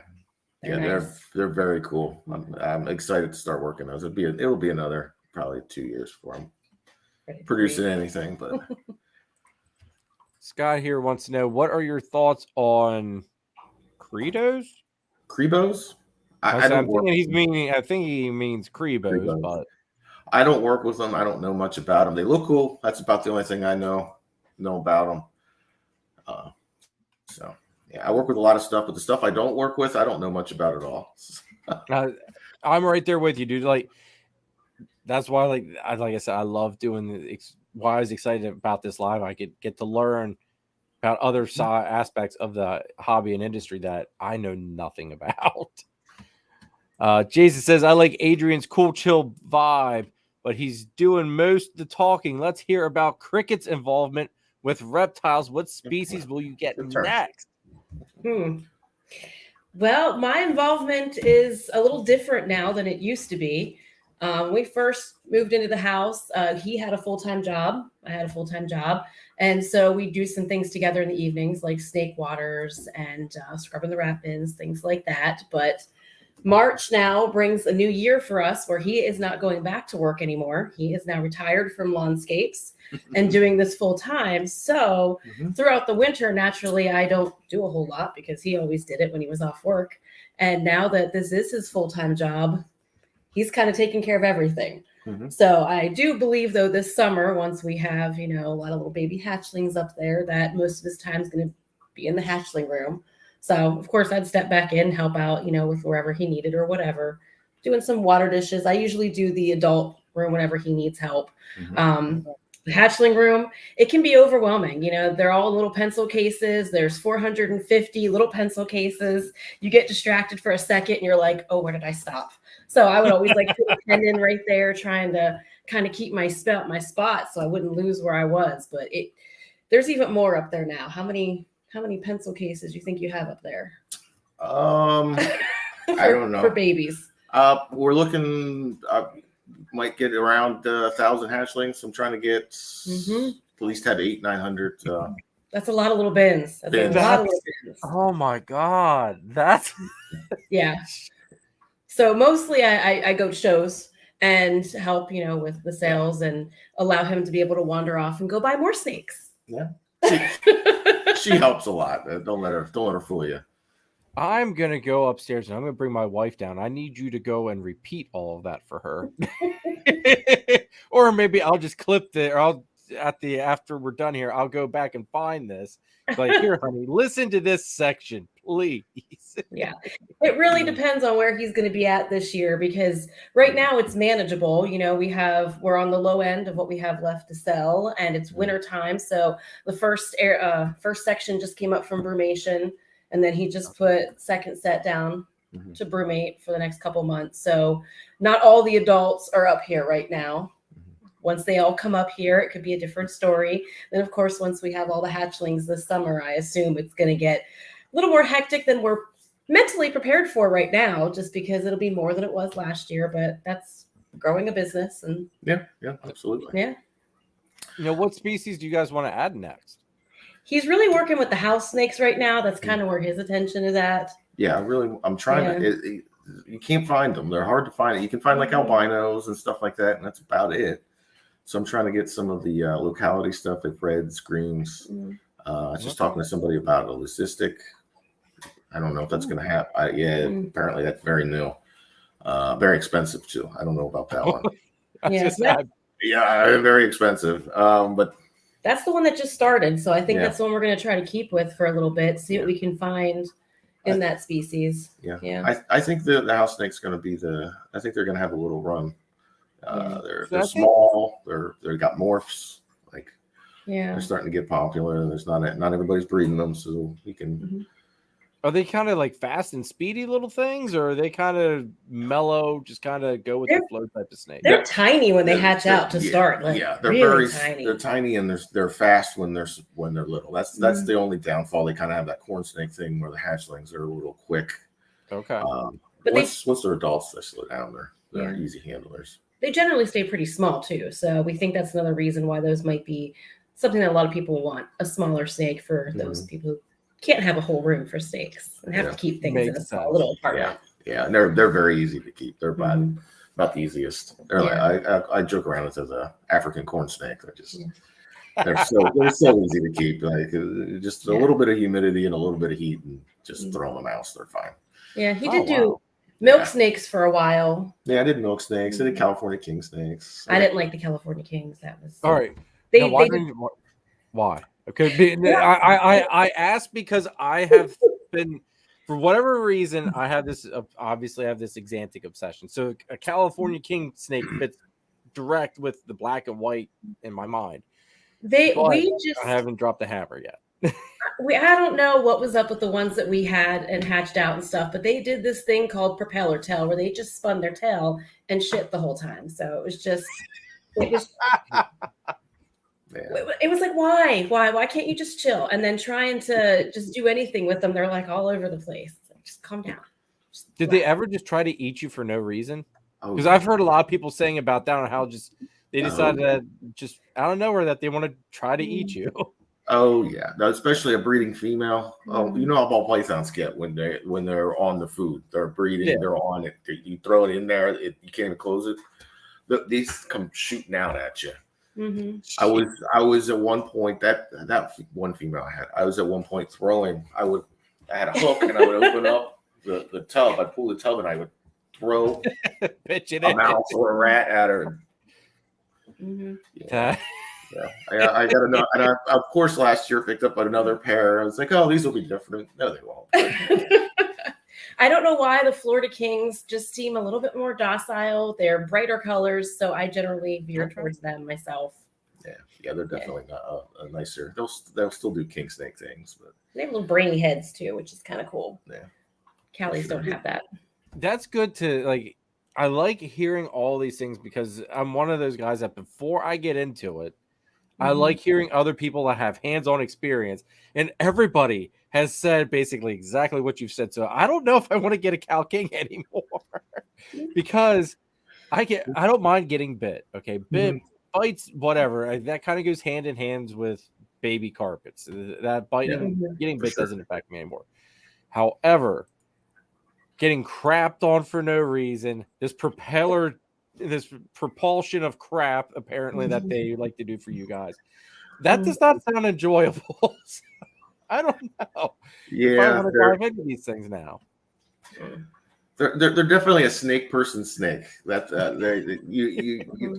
it's hard to sell them to new people. Like you almost look at them like, don't you really want a corn snake? Like you don't really go want to the this. other side of the table. You really don't want this. And then you're like, I'm trying to sell these. You know? I gotta sell these, but I can't sell them to people. Yeah, you don't want this. Don't worry.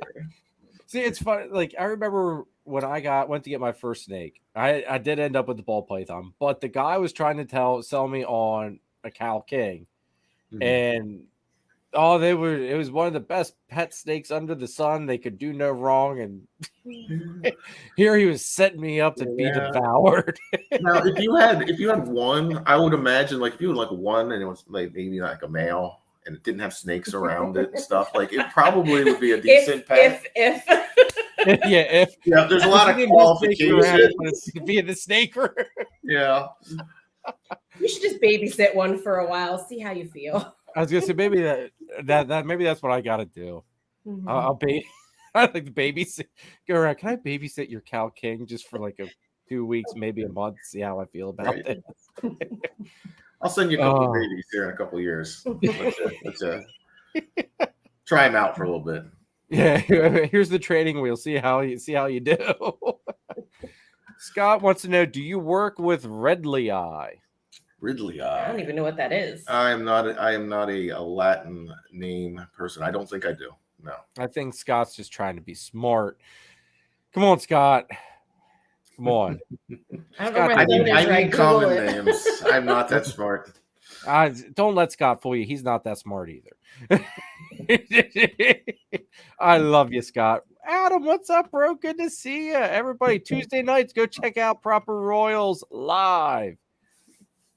Always love that shit. Always love Adam's live stream, even though it's been a pain for me to try to make it when it's live. I do catch it on the replay, Adam. I do catch it on the replay. I like his morning show. That morning cup of Joe. That's fun. I like Proper Cup of Joe. I do enjoy that one too. I always forget about that too. Like I always shout out the Tuesday night show, but I always forget about the morning show, even though when I'm down here in the snake room, I have my set of lives that if I missed them, they're on, and that it's Proper Royals and then the Proper Cup of Joe's the next one I go to afterwards. Yep, me too. Let's see here. Mitzi says, I would love a corn snake one day. Well, Mitzi, right here's the people to go to. The link is in the description, folks. Go check out their morph market. Absolutely. What non-local bigger shows would you like to vend? Genetics Lab would like to know. We were talking about doing Schaumburg this year, trying to get in there. Maybe it's a commitment. It's a good amount of money and it's a good amount of time. That's probably the next one that I want to head out to. We do like the local ones, get up in the morning, go set up, have the day, come home, do our little routine before they put them back in the cases. It's tough to get away with this many animals, even for like a 2-day show, weekend away. That's difficult. In fact, Vernon at Genetic Labs comes over and watches the house for us. Watches our house and water the rats and stuff like that for us. Yep. Yeah, he's a good buddy of mine. Well, that's cool. Yeah. So I don't know if that's the one thing. Like for me, I don't have anybody really. I mean, the one year I did it, I went on vacation. I forget where I went. I think I went to the beach for a couple of days. I had my mom stop up one time, just check, make sure everything was okay. Yeah. So just pull them open quick, shut them, make sure like there's not any major messes. Just nothing's bare beeping. minimum. Yeah. God, yeah. Make sure nothing's beeping. Yeah, that's the big thing. Jacob here says, my Florida King is very unique, very stinky. They will musk too. They will do king snake things. Tara says, have you ever worked with gray banded kings? I have not. I really like them. Their babies are hard to get started. That's what stopped me from getting into them. There's a lot of scenting and lizard skins, and there's a whole thing getting gray bandits to start, but they're absolutely beautiful. Oh. Yeah. Breadlie. James wants to know about breadlie. Another Italian. That would be carpets.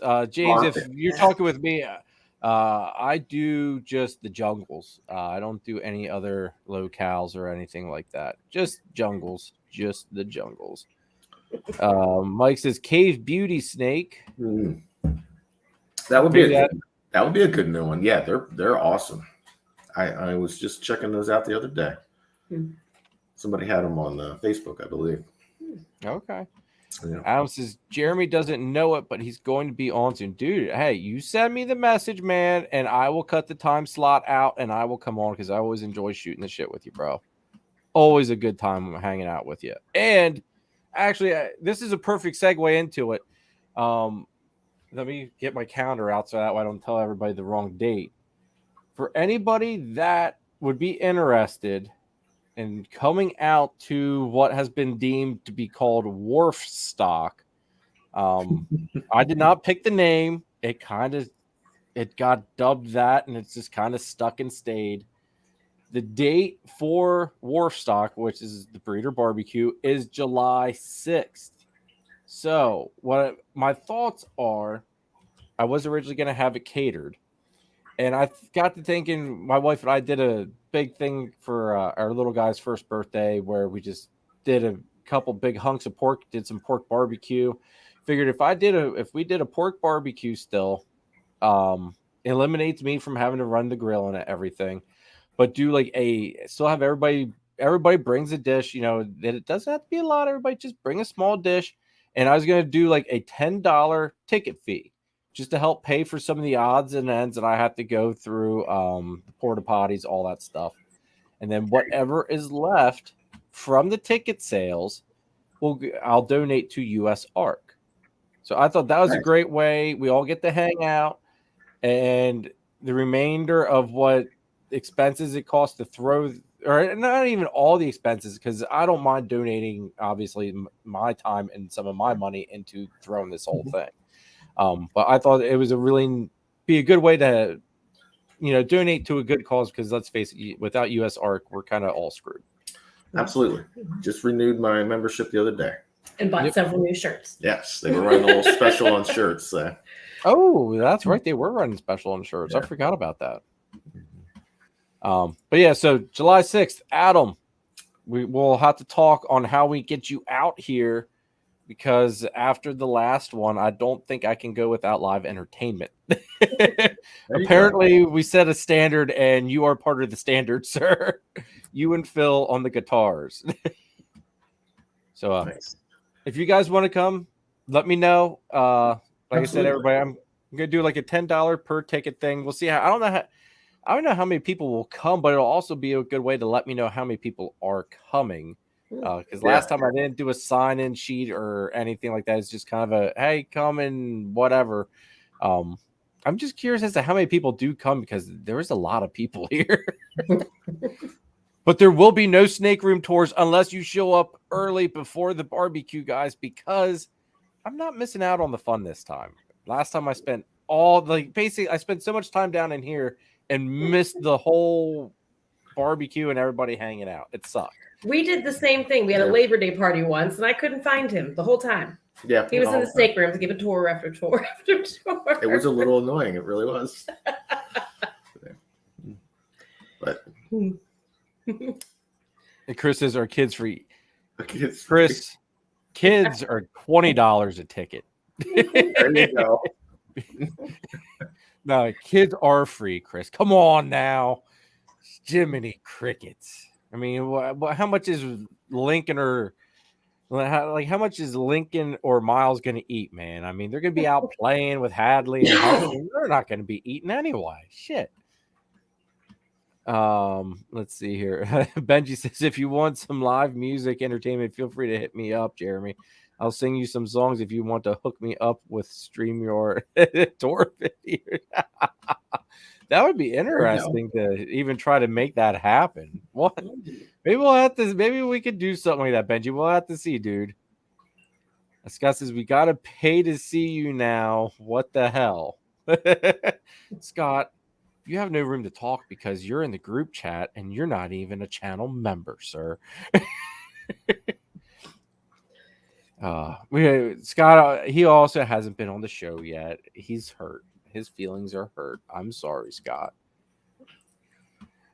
Hudson eats like a freaking.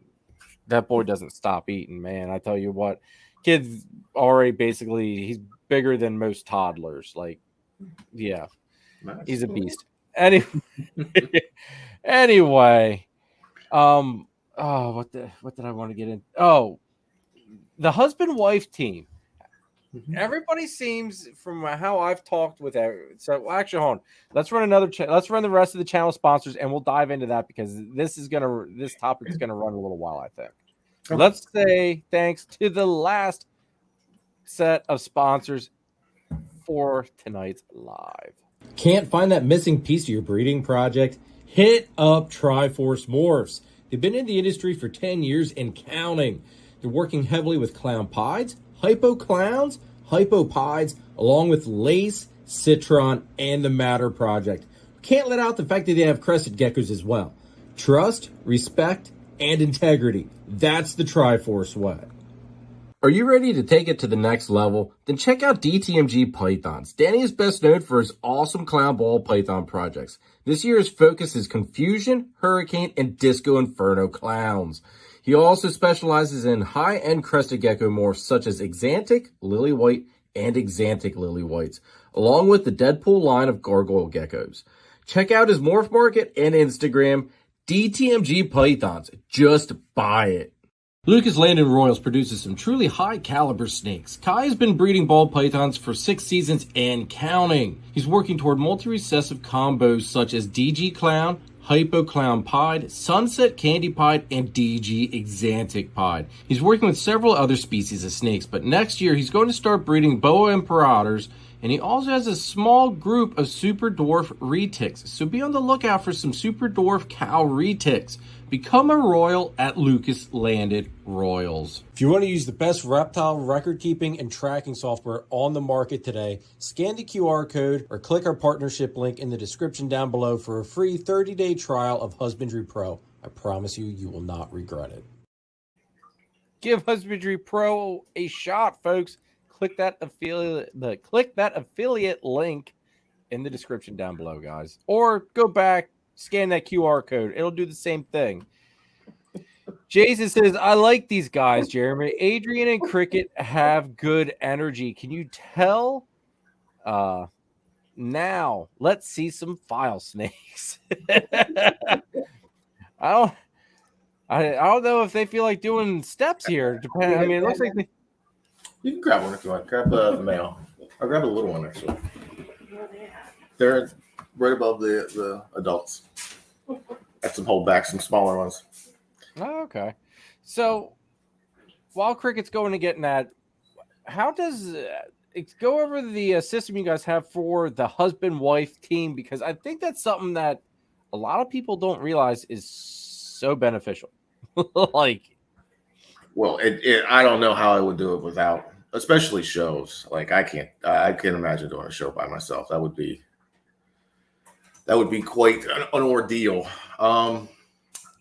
I don't know. She's just a really good partner in everything. So it just makes life so much easier when someone's behind you and is doing it, working with you. Like she would even do rats with me. Like that was one of the major things I was like, I need to get this to the point where I can go full time because Yeah. oh, she doesn't need to be scraping rat shit. I could do that. I don't know how do you explain it. It's just when you got a partner that you can work together and she's does what I can't do and. Yeah, I pretty much do the computer stuff when it comes to taxes. Oh, well, that's for sure. That is something I would not want to do at all to begin with. So, well, you're being a good snake. Yeah. Holding still and doing all the great things that you can kind of see the scales. I was gonna say I like the shape of them. Oh, we lost them. Hold on, they'll come back, folks. I think the file snake unplugged. We'll give them a couple minutes here to get back onto the screen here. I think something happened there snake-wise.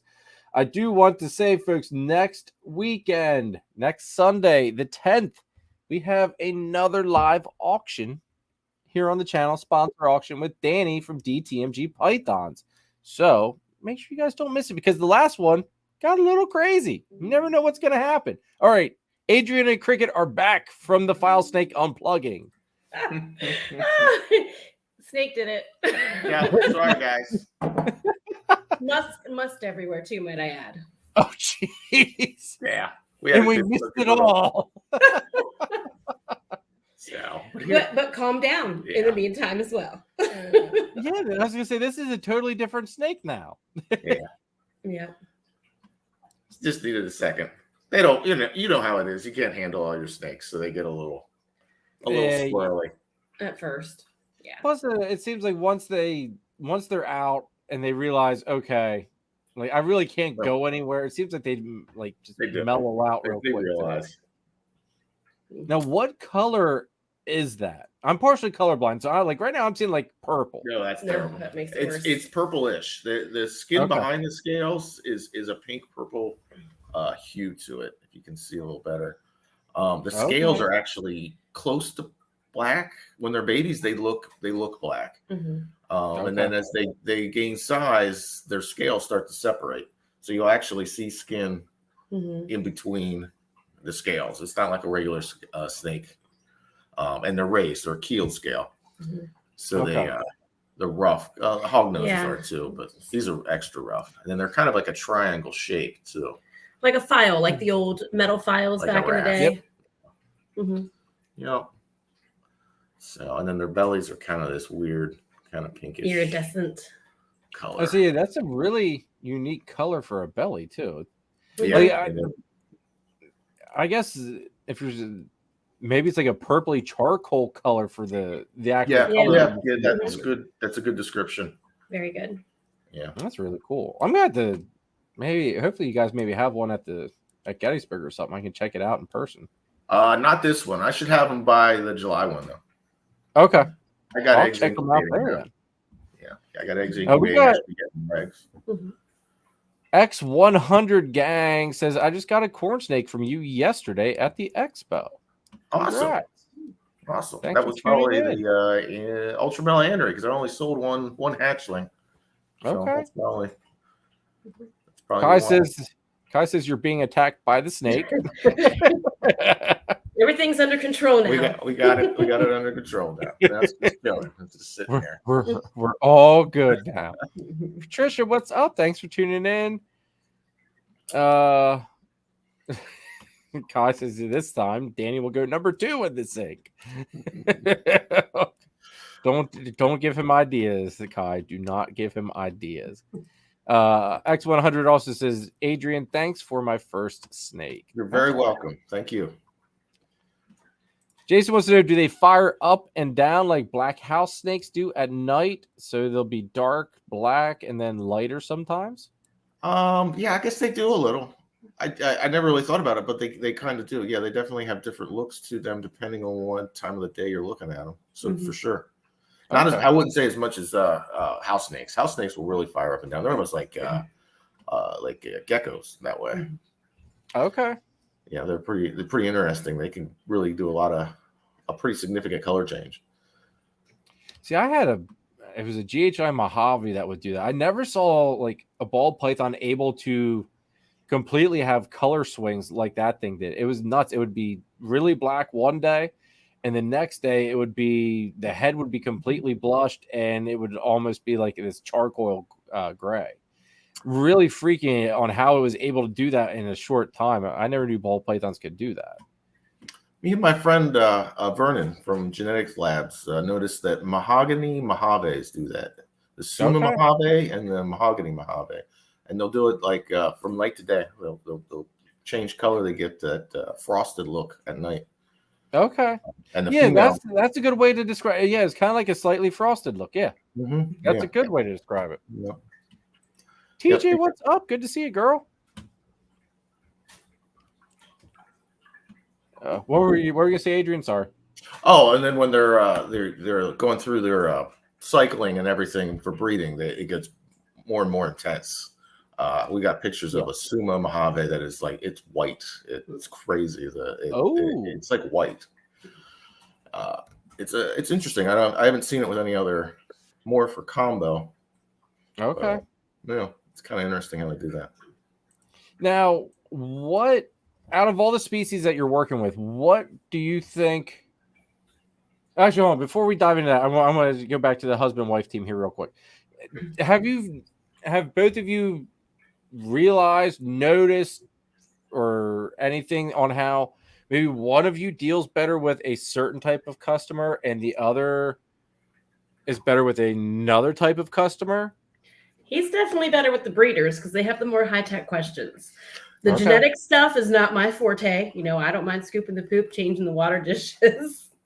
But some of it's a little bit outside my wheelhouse. So when those type of customers come over and I'll just be like, I can't answer that. Hold on 1 second. Let me get the guy with the bandana. And I'll run across and be like, hey, quick genetics question on the corner. And we'll just kind of flip-flop sides or whatever. And if someone's holding a snake over there, I can handle that. Yeah. We just did that yesterday. We just flip-flop. And I'm like, hey, can you help out over here?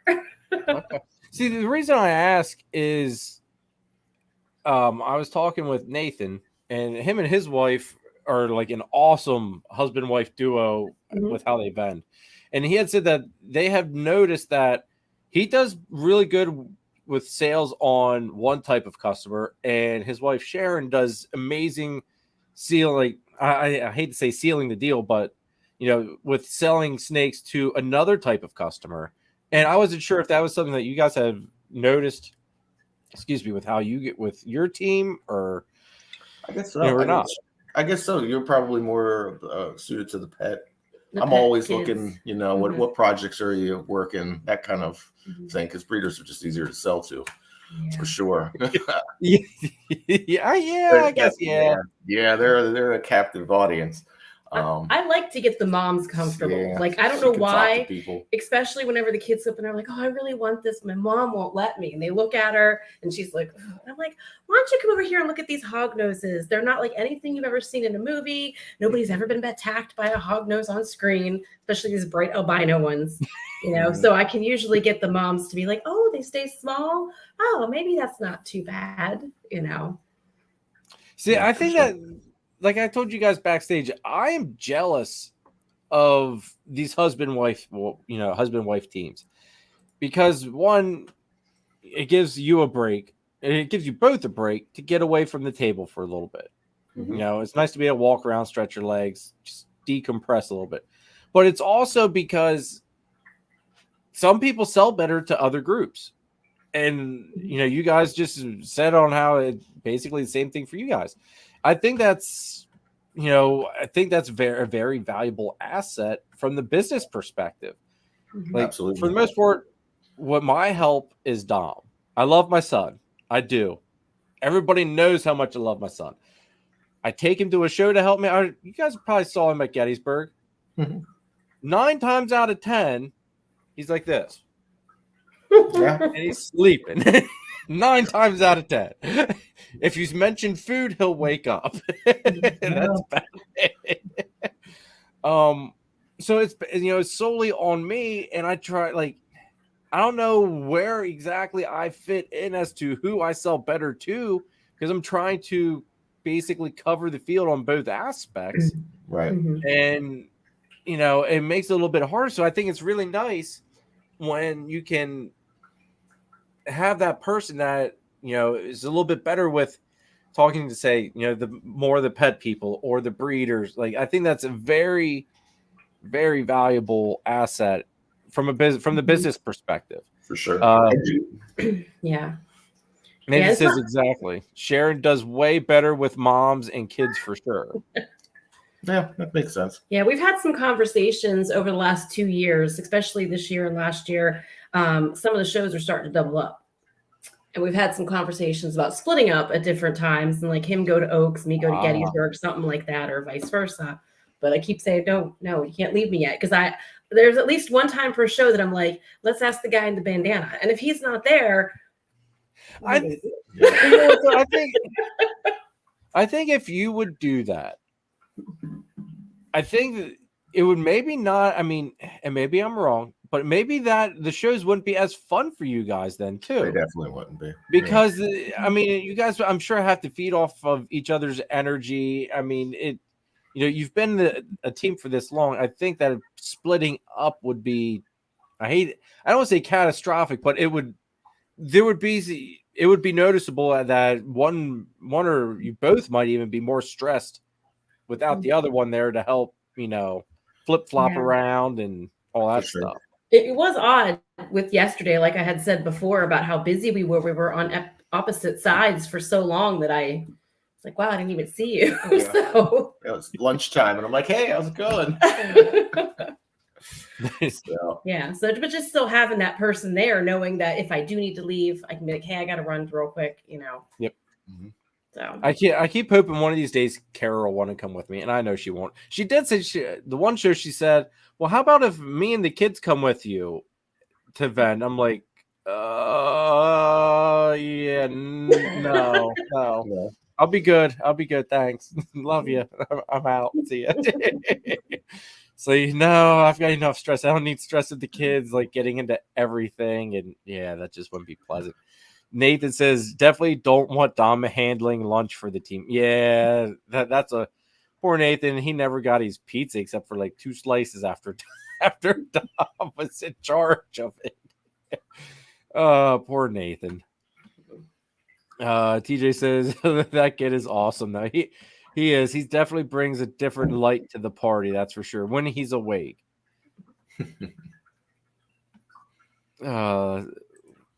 We thought of the spitting up thing, but won't happen. I'd be split it. That's gotta be John texting.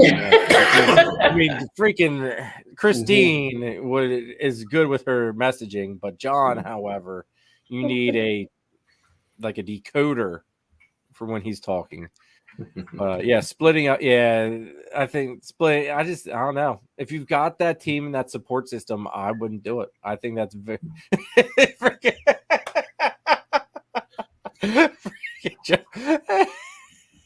I love you, John. I love you. But yeah, I think splitting up would it would be nice to be at the 2 shows. That's what we were thinking, but I do hate the fact, because I'll be like, Oaks has been one of my better shows to vend at. I think it's just you're close enough to the city. I think reptiles are a very city dwellers type of pet. And I think that really is what helps drive that show to be such a good sales show. But I just it hurts when it's on the same weekend like Gettysburg. Like if it comes down to the Oaks or Gettysburg, I'm gonna pick Gettysburg hands down. And I don't even care if I sell anything at Gettysburg. Maybe that's crazy of me. I don't know. I love the atmosphere. Exactly. I love the atmosphere. I love going out to eat Friday night after setting up. Like the Friday night's just worth everything. After Friday night, I could care less about if I sell anything. This show, we're actually trying something new. We're gonna see how it goes. We're gonna try to live stream from the show. So I heard. Yeah. we're gonna see how that goes.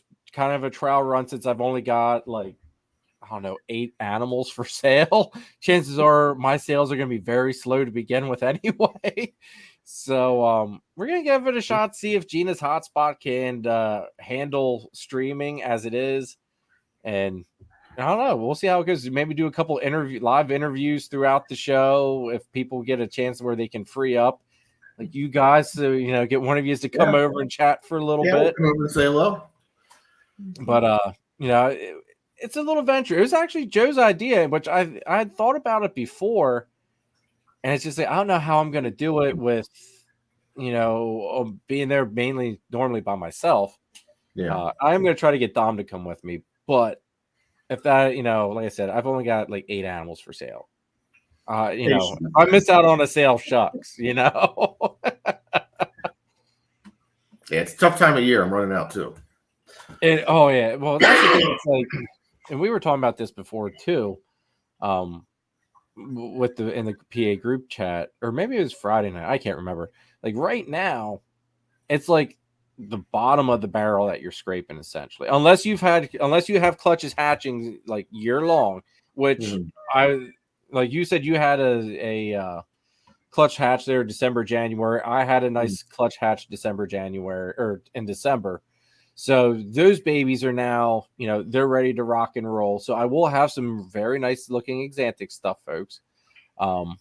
But there's not essentially, a lot of the other stuff, it is very, it's thin. It's been picked through. It's the bottom. Yeah. I hate to say it's the bottom of the barrel because they're beautiful animals. I love them. If they stay, I'm fine with it because I enjoy them. But selection is not at its prime at the moment, but there is a lot to be coming, folks. A lot to be coming. Absolutely. Jason says, I'm so glad that you had them on tonight, Jeremy. I wouldn't have come across them via Instagram. Maybe with retiring, Adrian will have more time to market 1,000 hatchlings on Instagram. Congrats on that. That's right. That a goal. You're gonna have all the free time. Yeah. Yep, we'll check Instagram once a week then. Upstate, Adam thought streaming from a show was a good idea once. Also, maybe you should ask him how it went. Well, didn't he just have the thing set up? And that was from Tinley though, too. So Tinley's I don't know. Like I said, I've only got like 8 animals, guys. It's a test run. We'll see how it does go. What's the worst that happens? Like, my thought is, I don't know if is a cell phone's hotspot able to, like, that's my thing. I don't know if it's got the broadband or whatever the proper technological term is to live stream from like a laptop. Asking the wrong guy. Well, what shows since it is 10 o'clock, I don't want to keep you guys up too late. What shows can everybody find you at here coming up for this year? We're at all the mid-Atlantic. So the Carlisle and the Lebanon, Hamburg, Gettysburg, Oaks, when they're not conflicting. Bloomsburg, we've been picking up. We've been hitting Bloomsburg sometimes. Pittsburgh Mega, we run out there once a year. So someone was talking about the Pittsburgh show. What was I watching? I think I was watching one of Holly's live from Saturday night. Is that the one that's at in Monroeville? I think it is. Yep. Okay. And now do you know where they're moving to by chance? I didn't know they were moving. Actually, they have a spring show, and I don't go to that one, so I don't pay attention to what they're doing. Okay, we usually get the September one. Okay, all right. Well, be prepared. And the only reason I know this is because of my nerdiness, because I go to that same building is used for the Steel City Comic Cons. Mm-hmm. So somebody bought that building, and now they're not renting it out because it's going to become, I want to say, like a car dealership or something, like something automotive. I think I forget. It's been bought, and now they're not able to run events out of it after a certain date. Okay. So it's getting moved to somewhere. I don't know where. That's why I wasn't sure if you guys knew once you had said about that. But I had also been approached. I think someone messaged me asking if I would be interested in vending out there, and I was just saying, I don't know if I feel like driving 3 hours to go all the way out there. Like, is it a 1-day show, 2-day show? 2 days. It's a 2-day show. They get a decent crowd going through there. We've always done pretty well. It's Okay. I would. Yeah. We do it once a year, like I said. I wouldn't go in the spring generally because I just don't have enough animals, like we just talked about. Like if I'm going out doing all that, I'm going to have a full spread to make up for the all the costs and everything. But yeah, we did 2 Show Me Snakes shows last year too. We did Rhode Island and Virginia Beach. Yeah. Okay. Yeah, we like the Show Me's. I think there's Show Me Snakes coming to this area. Is there? I can't remember. I heard something about it, and then I haven't heard anything recently. I heard rumors of Show Me coming in, but I didn't know if that was actual, like, if there was like legitimacy to it, or if anything had been put in writing yet. I think last year they did one up in Erie. Yeah, they're doing the ones in Erie, but there's one in Central PA they were talking about. You're right. I haven't heard anything about it, so it might have fell through or something. I'm not sure. Okay. That'll be interesting. Hershey. We're doing the Hershey show too. Yeah. You got in. Oh my God. All right. There's also another one rolling up here at the Penn Harris place too at some point. So I forget who's putting that one on. That's the same people. Same people. Okay. Yeah, that's Morphs. Now, where are you guys out of exactly? Enola. It's right across the river from Harrisburg. Oh God, I could only hit you guys with a rock, basically. Then. Oh yeah, where are you guys at?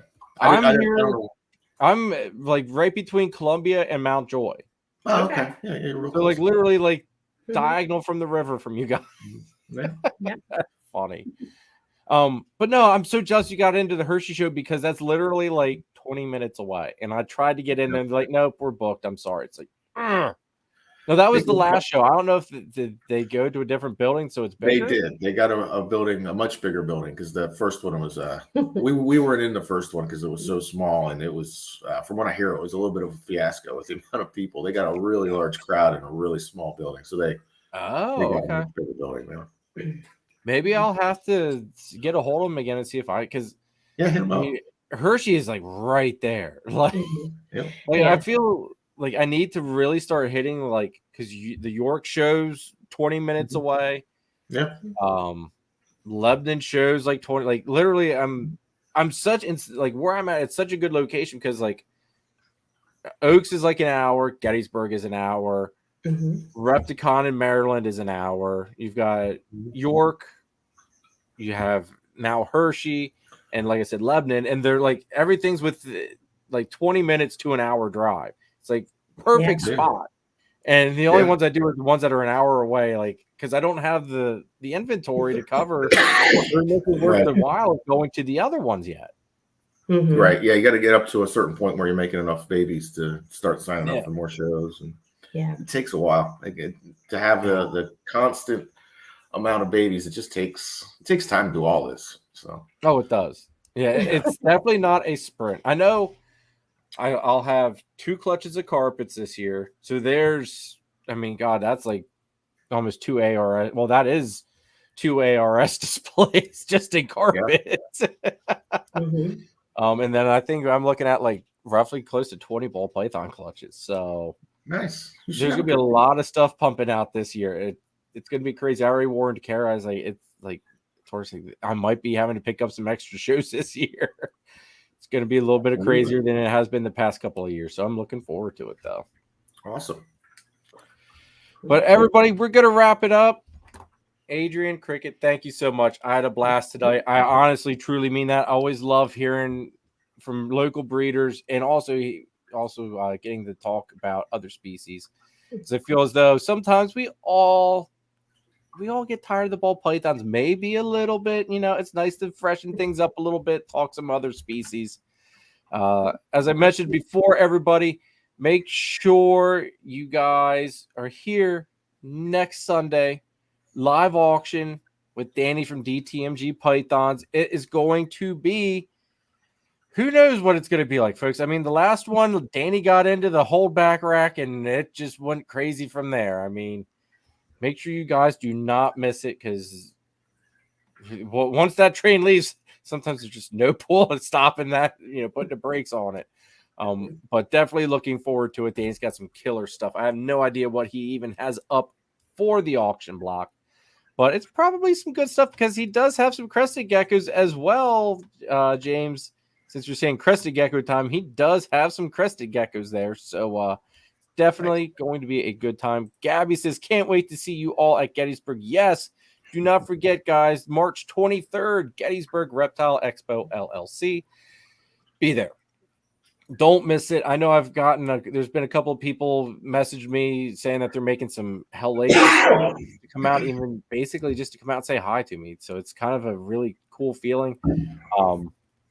I know I have joked about doing autograph signings, like literally just joking, everybody. But some of the key moments from the 2023 season of Inside the Coils, there were some memorable moments.